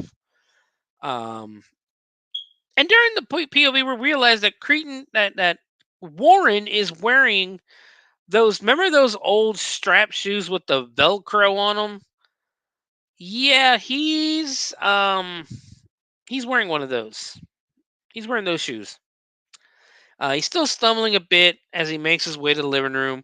But as he starts walking by all these electronics, like these lamps, these lights, the hair dryer's on the living room for some reason, the TV, they all start to basically flicker and come on, like from his radiation, I guess. They all just come on by themselves. All of the electronics start going haywire, and he grabs his throat like he's grasping for air, like he's choking. We now cut over to the Cretans in front of I guess I said it was their clubhouse, but I think it's just a random house. and this old woman walking down the road with a bag of groceries in her hand. Spike basically takes an Alka-Seltzer tablet and puts it on his tongue. And of course, the foam starts coming immediately, and he falls to the ground convulsing as if he's having a seizure. Ponytail's basically, oh my God, help, goes to the old woman, oh my God, help my friend, he's having a seizure. Convinces the old woman that she's swallowing his tongue. Once she gave it to him and he gave it to Spike, Spike stops the seizure and they just both start to laugh at her. And she just basically like she's realized she's now being robbed. The old lady screams and Spike tells her to shut up and then drops Grandma with a fucking right hook, like just pop, and knocks her ass to the ground and just starts repeatedly punching her and beating the living shit out of this woman. Ponytail's like, come on, we gotta go. And he's like, coming. So Ponytail goes, I guess they go behind the house. There's another guy named Beethoven they start going through the purse as we see Warren walking up in the distance. Warren, from the distance they were showing him, Warren looked just like the old Incredible Hulk. The old Lou Ferrigno Incredible Hulk from the 90s. They decide, oh, well, we're going to go beat the shit out of Warren now. He gets closer, and you can see, and the effects in this scene, you can see his forehead is pulsating. There's like the foam coming, the green foam coming out of his mouth. His skin is melted. There's these little things, like almost like spore, like pus is spraying out of the forehead, and it looks nasty and awesome at the same time. Ponytail tells him not to use that Alka-Seltzer gag on him. It's already been done. Ponytail punches Warren, and basically his hand starts burning from like the toxic waste on his face. Warren then starts choking Ponytail, and you can see like burns like this. His hand starts smoking around Ponytail's neck. Beethoven tries to attack, but Warren easily dispatches of him by simply punching him and tossing his ass against the wall a couple of times. And Beethoven is dead. Like, he's got blood coming out of his mouth. It looked awesome. Spike has shown up now and tries to sucker punch Warren from behind, but fucks up by screaming before he hits him. Warren ducks, grabs Spike, and just long tosses his ass over a wall and into a dumpster. Warren pulls Ponytail up, and basically Spike gets knocked out. Warren pulls Ponytail up and just literally shoves his fist down his fucking throat. And as he's like, it's going deeper into his throat, you can see like the fist by different parts of his neck and that, and it looks gross. And again, looks awesome. I even wrote down that the special effects in this scene are just phenomenal. We see more green pus spewing from Warren's throbbing forehead. Like I said, it just looks gross and awesome. We cut away now to a junkyard, and Gonzo is riding his motorcycle to where the Cretans are meeting up. One of the guys, I think it was Man Boobs, tells Spike that he must remember something. He tells him that he remembers everything. Pete and Beethoven were... Pete is apparently Ponytail. This is the first time we get his name. Pete and Beethoven were fighting with this lunatic. I jumped in from behind and was knocked out. Next thing I remember is when I woke up and they were dead. Spike says, Spike says he did not see who wasted him. Man Boob says he got close enough to get his ass to get tossed on his ass. He had to have seen something. Spike gets in his face and says he only saw the guy from behind. But the weird thing, though, is it almost looked like Warren Brandt. We cut now to Warren laying in bed, waking up from his attack, and he's back to normal. Like, the shirt's open, but his face is normal. There's no pulsating forehead. There's no pus. There's nothing. We now cut to cheerleading practice, where Chrissy is basically She starts having stomach pains as they're doing the whole "Give me a T, give me an R, give me an O," and they're spelling out trauma. Chrissy starts groaning, and Mason starts going, "Hey, hey, hey!" And the coach was like, "Yeah, you're doing great, Chrissy. You're doing great. Everybody needs to be just like Chrissy." And basically, Chrissy runs out of practice because she's sick. In the bathroom, we once again see Chrissy's stomach starts getting bigger and like moving. She runs into a toilet, and um, you can see that she's about to moving in Chrissy's throat. She throws it up, spits it out, if you will, and I shit you not, it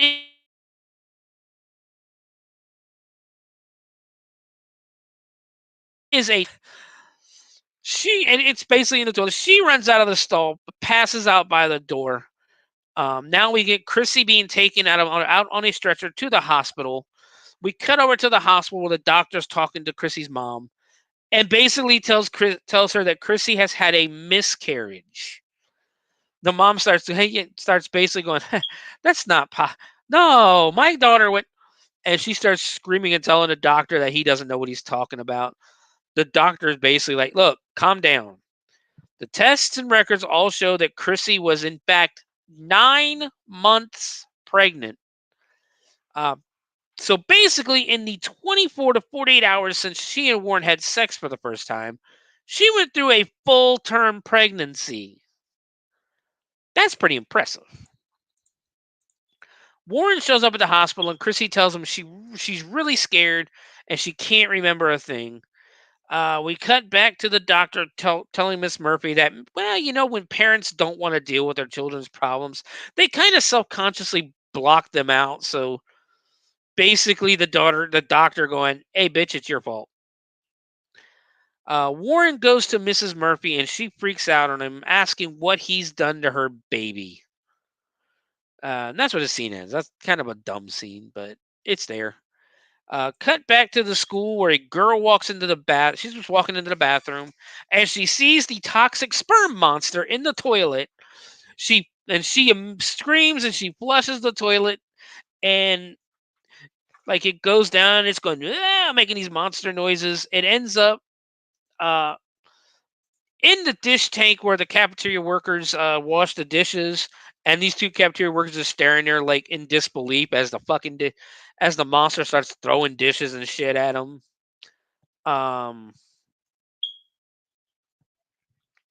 It now ends up basically in the pipes in the basement where it ends up in the basement of the school, like where the nuclear fallout shelter is, where a pipe bursts, dropping the sperm monster into a barrel, that barrel of water that has the toxic waste in it, and that can't be good.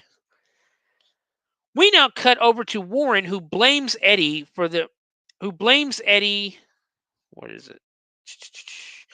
Blames Eddie for him and Christy getting sick. Eddie tells him to lighten the fuck up. Warren tells him that he's poisoned, that he poisoned him, and he's supposed to lighten up. Basically, he's just like, "Look, you poisoned me, and I'm supposed to lighten up about it? What the hell is wrong with you?" Eddie said he wasn't mad at him on Saturday night, and Warren's like, "Yeah, I got laid." He tells Warren he has something to show him. They enter the science lab, and Eddie grabs a machine. Warren asks what it is, and Eddie tells him it's a brand new laser the science department just got in. He fires it up and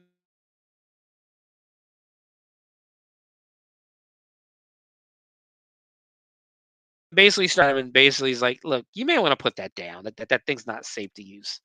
Warren asks the science teacher if it's dangerous, and the science teacher says, "Well, yeah.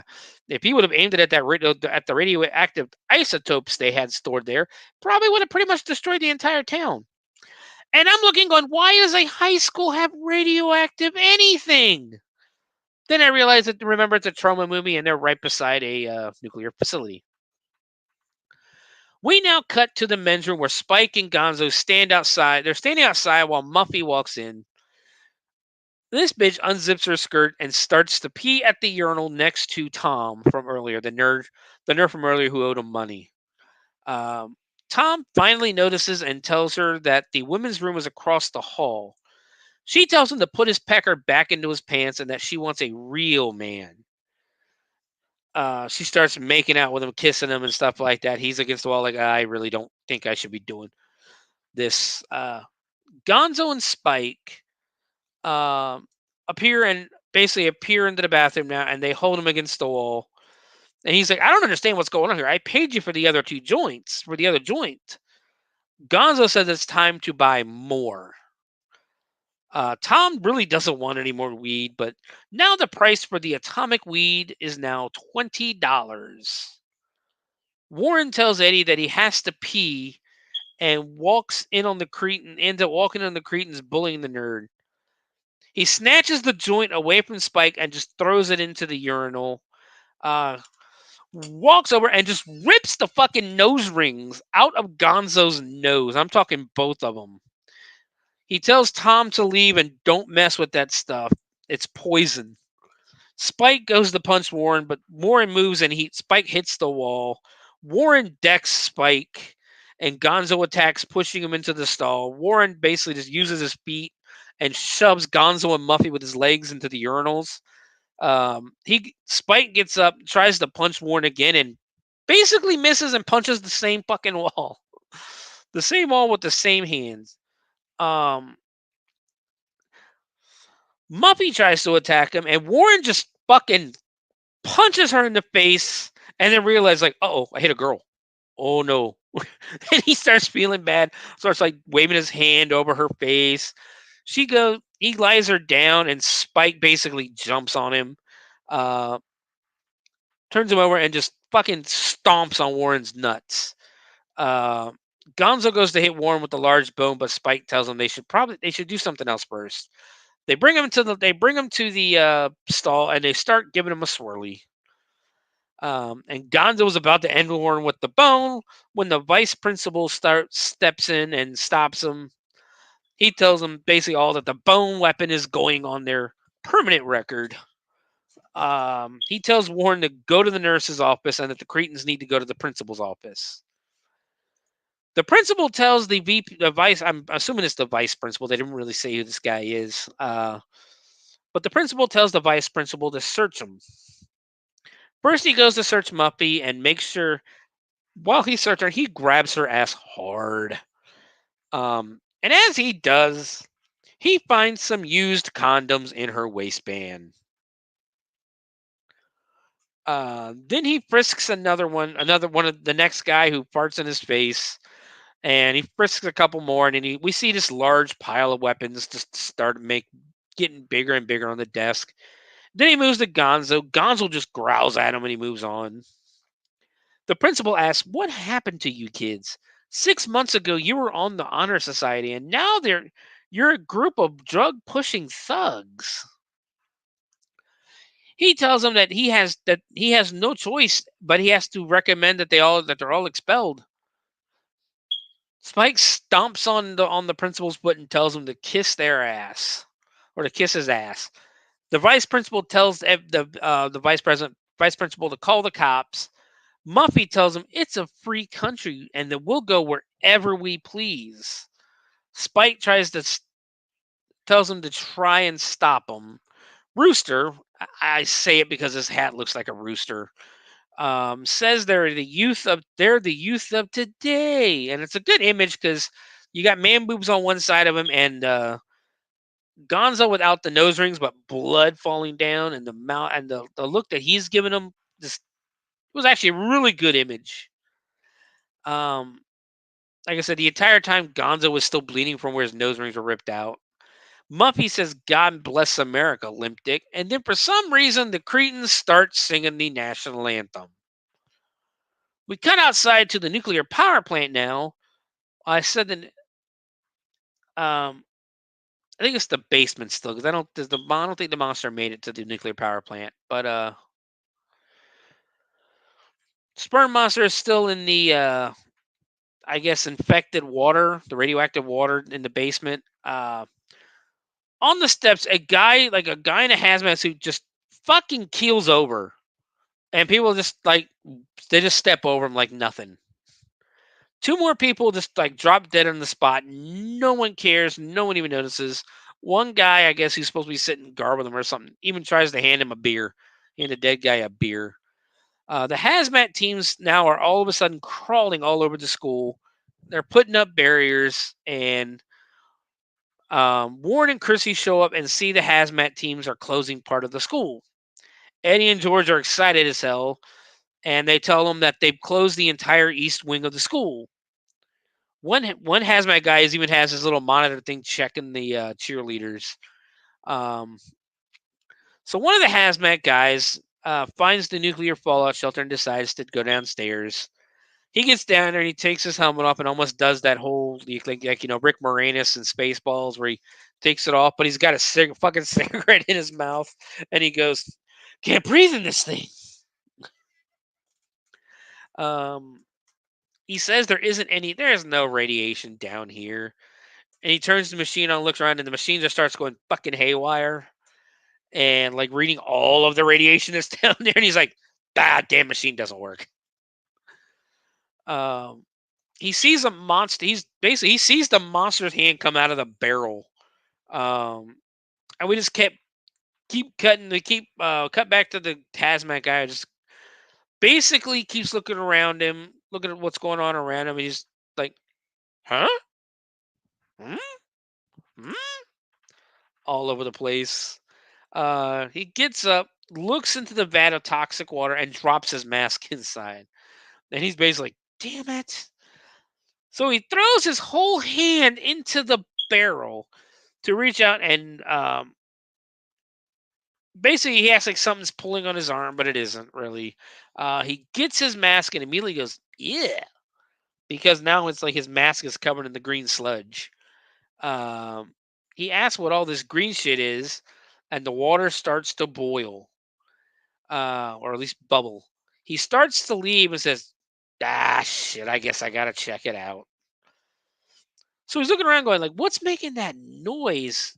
And he looks in the barrel and his hand reaches up, snatches his ass into the water, and it's like a feeding frenzy with all the bubbling and splashing. His arm gets thrown out of the water and it sticks to the wall almost like they had a suction cup on the end of it, just pop right against the wall. It was awesome. Loved the effect. We now cut back to the nuclear facility where Paley is telling someone he doesn't give a dry fart. So first he didn't give a wet fart. Now he doesn't give a dry fart. The other suit walks in telling them they had to shut down the entire east side of the school because it's contaminated. Paley says they will have to scrub the entire west wing. That's east wing. That's not going to work. He also asked the hazmat guy, wasn't there? He looks at the hazmat team and goes, wasn't there 3 of you guys? The other suit says that'll take days to clean up the entire side of the school. Paley says they can't do that. Then says to call Wesley and tell him that he's got structural damage. Paley says to tell him that they'll go in at night so they won't have to close the school. He also says not to mention anything about radioactivity. And he tells the hazmat guys not to fuck this up. So now we cut back to the junkyard where a car is being placed into a crusher. Spike and Muffy are making out. Gonzo has his nose rings back in. The gang is basically bitching to Spike that since they got kicked out of school, they don't have anyone to sell their drugs to now. Spike tells him that he's got a plan and to get back at the school and Warren as well. They ask what it is, and he points to the crusher and says, maybe this will give you an idea. They start cheering, and they start cheering for some reason. And personally, I couldn't tell you what the plan is, what the plan has to do with this, but I'm sure they know better than I do. They start cheering, and for some fucking reason, one of the cretins has an automatic weapon. Well, now we cut back to the school where the cretins are sneaking around on the outside to enact their plan. Spike tells Bud and Gonzo, Bud, I guess, is the guy with the rooster hair. But Spike tells Bud and Gonzo to go tell Fat Mr. Wesley to turn on the emergency evacuation alarm. Then he tells Muffy to get Chrissy and take her to Taru. She's down in the fallout shelter. Muffy says she can't wait to see what Taru does to her, and they all get giddy about it. So Spike pulls out his revolver and fires 3 shots into the air, thus killing any chance of the element of surprise. And then he has the nerve to look at him and go, "Hey, are you trying to attack the tension?" Because firing the revolver in the air 3 times didn't do that. Then I remember that it's Tromaville and it's supposed to be set in New Jersey, so I'll allow it. Muffy pulls a revolver on Chrissy and says there's a very attractive red person with red hair waiting for her downstairs. So then we cut over to that. We see a woman with spiked earrings and BDSM gear on. Taru takes control of Chrissy while Muffy goes to help the others. Taru kisses her square on the mouth, and we get a couple of seconds of a lesbian kiss, but then Chrissy spits at her, and Taru calls her a bitch, slaps the shit out of her, and says nobody does that to Taru. The Cretans crouch down as they're sneaking by Wesley's window, and they knock on Wesley's door, and they all pull guns. Like there's a couple of revolvers and the machine gun, or the automatic weapon. They pull them on Wesley and basically are asking him where the emergency evacuation button is. We cut back to the Fallout shelter, and Taru brings Chrissy to a waiting, shirtless Spike. Taru is kissing her neck, and Spike tries to kiss her on the mouth, but Chrissy bites his tongue. Spike bitch slaps her, and we cut back to the office, where a secretary walks in the door, and Bud just turns and asks if anybody ever taught her how to knock, and proceeds to pump about 10 fucking shots into this woman, sending her flying back, and needless to say, killing the secretary. So now the Cretans have murdered someone. Bud points the gun and tells Wesley that he's next if he doesn't tell him the code. Or tells him where the alarm is. Wesley tells him where the code is, needless to say, and Gonzo pulls out his mouth guards and does his best like game show host voice. He basically picks it up and goes, "Attention, attention, may I have your attention, please? This is not a drill. It is a nuclear emergency, and the alarm. It is time to evacuate the school." And the alarm starts going off. It goes to the teacher, basically the older teacher from earlier, and she said, "Okay, class, let's leave in a nice, orderly manner." So naturally, a girl screams and everyone panics and starts forcing their way and fighting their way out of the room.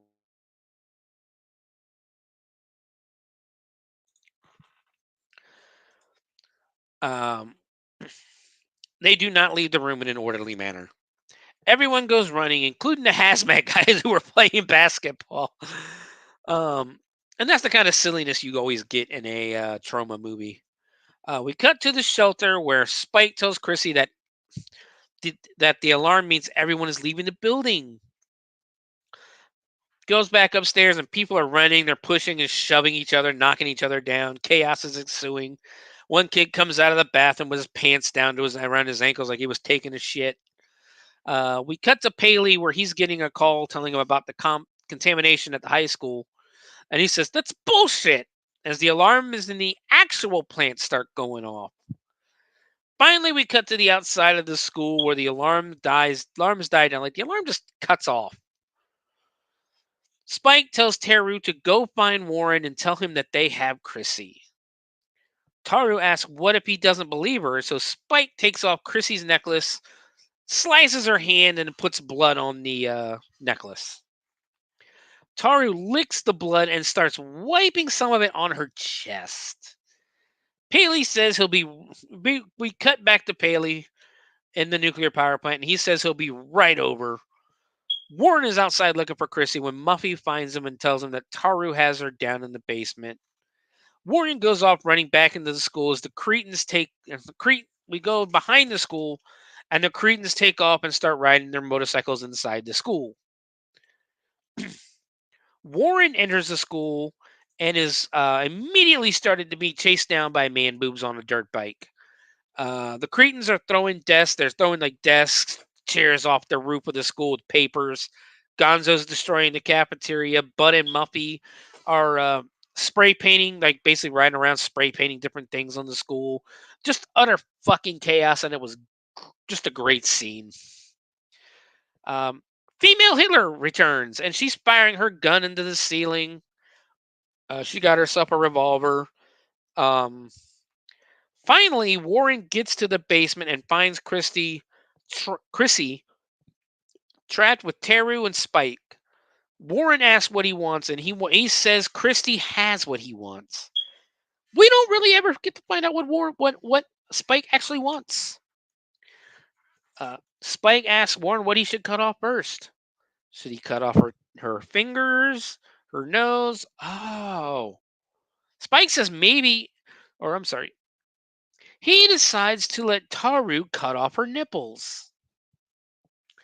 And from behind, you can hear you see some tentacles moving. And Spike says maybe Warren would like to cut off the nipples. And from behind, Spike and Taru don't notice the monster raising up from the depths. Warren screams and grabs Chrissy as the monster punches Taru's face, like just right fucking through Taru's face. Just hole in the face. Taru's immediately dead. Spike starts shooting at the monster, hitting it in the head, and some pus comes out, but it kind of looks like it doesn't really do anything. Warren and Chrissy leave the basement and are immediately chased by Gonzo. Spike is now being chased by the now fully grown toxic sperm monster. Mr. Paley finally shows up in his limo asking what the hell is happening. The vice principal tells him that the emergency siren went off and that only happens when there's a leak at the plant. Paley says he's nuts and that there is no leak at the plant. The VP says, well, why did the alarm go off? Paley to the school and find out for himself. The VP tries to stop. The vice president tries to stop him, and of course, no, doesn't. Paley's going to go in no matter what because he's a dumbass. So now we cut to Warren and Chrissy. They're stuck in a classroom. Chrissy is asks what will they do, and Warren decides they're going to make a run for it. So they start to make a run for it, and Man Boobs is immediately chasing them on the dirt bike again. And as he's running, he's immediately like the monster's hand comes out and just like fucking decks the Man Boobs right in the face, ripping him off the bike. We cut to Wesley, the principal Wesley, as he's tied up and he gets also still trying to hide from the monster, but at the same time trying to chase down Wesley or Warren and Chrissy. Gonzo finds Man Boob writhing on the ground. When he rolls him over, his whole face is basically started to melt. Eyes are gone, all that good stuff. Gonzo starts crying and wailing, and then for some reason starts licking his face, like Man Boob's face. Don't understand that. And from behind, you see the tentacles start wrapping around his throat and choking him. You know, he's sitting there trying to fight him off, trying to get the tentacles off of his throat. And another one just comes up and just spikes him right through the back of the head and through his fucking eyeball. And it again, another great scene, another great special effects. Wesley makes it outside where he has the vice principal untie him and tell him it's all a prank set up by the Cretans. And I'm just sitting there going, a prank. A prank featuring an automatic weapon, multiple revolvers, and a secretary with 10 bullet holes in her torso right now. I'm pretty sure that's not a prank. We cut back inside and the school where Bud and Muffy are still riding around spray painting the school on their bike. They literally ride past the monster spray painting its eyes and they stop and they're like, huh? What was that? So they go back a little bit, and the monster just rips Bud's fucking head right off of his body. We now cut to Warren and Chrissy, who are running from female Hitler on her bike. She stops and takes a few shots at them, missing. Spike is still trying to escape the monster, and he's still, and again, looking for Warren and Chrissy. Warren and Chrissy have now entered the science lab. Spike follows right after them. They're hiding, and Warren goes to grab. They see Spike there with his gun.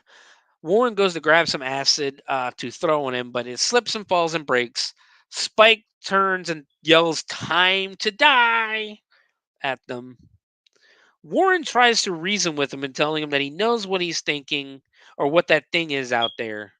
And he tells Spike that if he kills him and Warren and Chrissy, Spike won't get out of there alive either. And Spike tells him, "Live or die, it doesn't matter because you two won't be making it out of here alive." And then we see the tentacle crawling slowly across the floor. Spike decides he's going to shoot Chrissy first because he's a gentleman. He tells her he's sorry they didn't get to know each other. Actually, his words were, "I'm sorry we didn't get to know each other better, cunt." The tentacle wraps around his leg and then all of a sudden it shoots right up into his dick. The tentacle starts dragging him towards the desk where the monster rises up and fires some spikes like right into his fucking face. The tentacles wrap and then basically kills him. Kills Spike. Spike's dead. Now the tentacles start wrapping around Chrissy and start to pull her toward the monster. Warren tries to stop her. And the only weapon he has is, of course, the laser from earlier. He grabs the laser, turns it on, fires it at the monster, and we get these really like psychedelic colors on the whole, like tints to the whole screen. The monster is hurt, and Warren and Chrissy are running for their lives. I'm almost done. Paley is walking around. Then we cut to Paley walking around the school and runs into Warren and Chrissy. He asks what's going on down there, and Warren tells him, "No, you got to get the fuck out of here. The school's about to blow up." Bailey is just like, "Nonsense. I know better than you," and walks down the stairs right into the room where the monster is about to explode. Warren and Chrissy leave the school and basically the monster explodes right after they get out of the school, killing Paley and the school and basically taking out the school with almost like a nuclear explosion. Then immediately a voice comes over to PA from somewhere announcing that Tromaville High School will be temporarily closed for remodeling. Eddie and Greg start celebrating with the rest of the school while Chrissy and Warren basically are looking traumatized and they're like, fuck it. They start making out like immediately. Greg asks Eddie if he thinks college will be this awesome, and he says, "God, I hope so." And then the scene ends with Warren and Chrissy making out. We now cut to a construction equipment moving the debris out of the school. The debris as the monster isn't actually dead. It pops its head out. Roll credits. That is Class of Nuke Em High. What a movie. It also helps, again, that I'm a huge fan of Troma's style of filmmaking and everything like that. But that is the movie. Let's move on to some trivia and stuff. Let's see, there's basically 4 more toxic or Class of Nuke Em Highs. Because there's part 2 and there's part 3, and then there's Return to Nuke Em High 1 and Return to Nuke Em High 2. Let's see. The monster is never seen. Some trivia for the movie. The monster is never seen in a full shot as the entire costume was never finished. They only had bits and pieces that were used as a puppet. Hands, face, legs, etc. Which I'm fine with because it looks amazing. The original title for the film was simply Nuke 'Em High. It was later changed in hopes of people mistaking it for a Class of 1984. I can see it because if I remember right, I think Class of 1984 is another horror comedy that, yeah. Yeah. It's another horror comedy about the same style.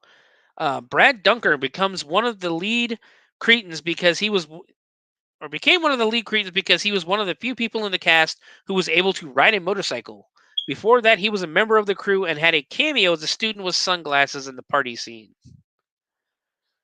Lauren Heather McMahon's role as Taru was originally a lot bigger, but due to her having a car accident, her character was replaced by others in the script. Her scene in the film is also the only one solely directed by Richard Haynes. And then while Dewey lands on the pavement in the opening scene, the first man to walk up to him shocked is a shocked bearded man played by Troma co-founder and producer Michael Hertz in his only on-screen performance ever. There's a couple more. Originally started as a project by Richard Haynes called Atomic High School, in which Gary Schneider would have played the teenage son of a family of a post-apocalyptic cannibals that would trick his dates into coming to his house for dinner. Lloyd Kaufman eventually stepped in. The plot was changed significantly, and Schneider was given the smaller role of Pete. During the PA announcement at the start of the movie, Warren can be seen dressed in a full football jersey talking to a girl, and also in his regular class right before Dewey's freak out. The scene with Warren in the football jersey is also recycled at the end of the film as well. So yeah, that's some of the trivia from the movie. I don't do the whole reaction or reviews and stuff like that. Apparently there is an alternate view. There's an alternate version available in an unrated director's cut. Trying to see if there's any. The budget for this movie was $400,000 in 1986. And that's about all the information we have for Class of Nuke Em High. So let's get to the rating. I love this movie. I had so much fun watching this movie the first time and this time and every other time I've watched it. It's going to get a solid 4 3/4 stars because it's my style of movie. I like the low budget. I like cheesy, schlocky, horror comedy. The special effects were amazing, especially for being static. The blood looked great, or really wasn't any blood, but the toxic waste looks great, which they do a really good job with toxic waste anyway. I'll just direct you over to Toxic Avenger. The scene where frickin' Warren pretty much becomes the Toxic Avenger for a few minutes there and just starts murdering Beethoven and Pete, I guess his name was. Ponytail, as I called him most of the movie. And just basically threw Spike over the wall was great. Again, I love Troma movies. I love Lloyd Kaufman. I've met the man a few times. And he's funny in real life, just as funny in real life as you see him on the screen. He acts just like that. So yeah, I can get a 4 3/4 stars. Probably the highest rated movie I've had on here, on the Bloody Binge Movie Podcast. But it's great. I loved it. Everybody should get a chance to watch it. Again, you can find it on Tubi. You can find it on Troma now. You can find all the sequels. And yeah, just have fun watching it. Yeah, give it a watch. But that's going to bring us to the end of the show this week. Where can you find me? You can always find me at the Bloody Binge Movie Podcast on X, on Facebook, and on YouTube. You can also look for the Bloody Binge Movie Podcast, the audio-only version of the shows from the past, on Spreaker, on anywhere Spreaker is carried. You can find it on Spotify, iHeartRadio podcasts, Amazon podcasts, pretty much anywhere. Again, anywhere you find a podcast is usually where you can find the audio versions. Not only that, I also have a Twitch page where I randomly go play video games very badly. Sewer Dweller 78 is my page on Twitch. You can find me there. You can also find me this October in Dayton, Ohio at the Hell's Dungeon for my second season in this Haunts. I will be playing a different role. I will not be in the elevator this year. I will be somewhere else. And you should come check it out. Have fun. Have a great night. We're the only all indoor haunt in the Dayton, Ohio area. So if it's raining outside, guess what? Guess what? There are no porta potties. Come check us out. You can also find me on the Hell's Dungeon TikTok page for the most part. I'm in a lot of the TikToks there. At least the ones for Christmas and Valentine's Day. So you can find me there. And you can also email me at bloodybinge@gmail.com. There you can tell me what movies you think I should watch. Give me some suggestions. And we'll do our best to watch them. We also have, and I don't know yet, stay tuned this weekend to see if we're going to do a movie next week or if we're going to do Vermont. We're going to do that. I think we might be doing Shivers next week. We might do the Vermont Cryptids episode. We'll see what happens. See how much time I have this week, if I can do the proper research for it, to give you guys a decent show, or we'll just watch another movie. Maybe continue our back to school episode. Maybe do another school movie. I don't know yet. Next month we're gonna the schedule's gonna change a little bit with my kid, my oldest, playing football. It will be earlier in the day on Fridays for now. Next month, when the haunt starts, I might have to change the entire day of the podcast. So just keep a check on here. You'll always know when it is. I'll do my best to inform everybody. But all right, guys, it's been a fun time watching Return or Class of Nuke Em High for you. I hope everybody has a great weekend, has a great week, and remember to keep where is it? And remember to keep watching horror. Have a good one.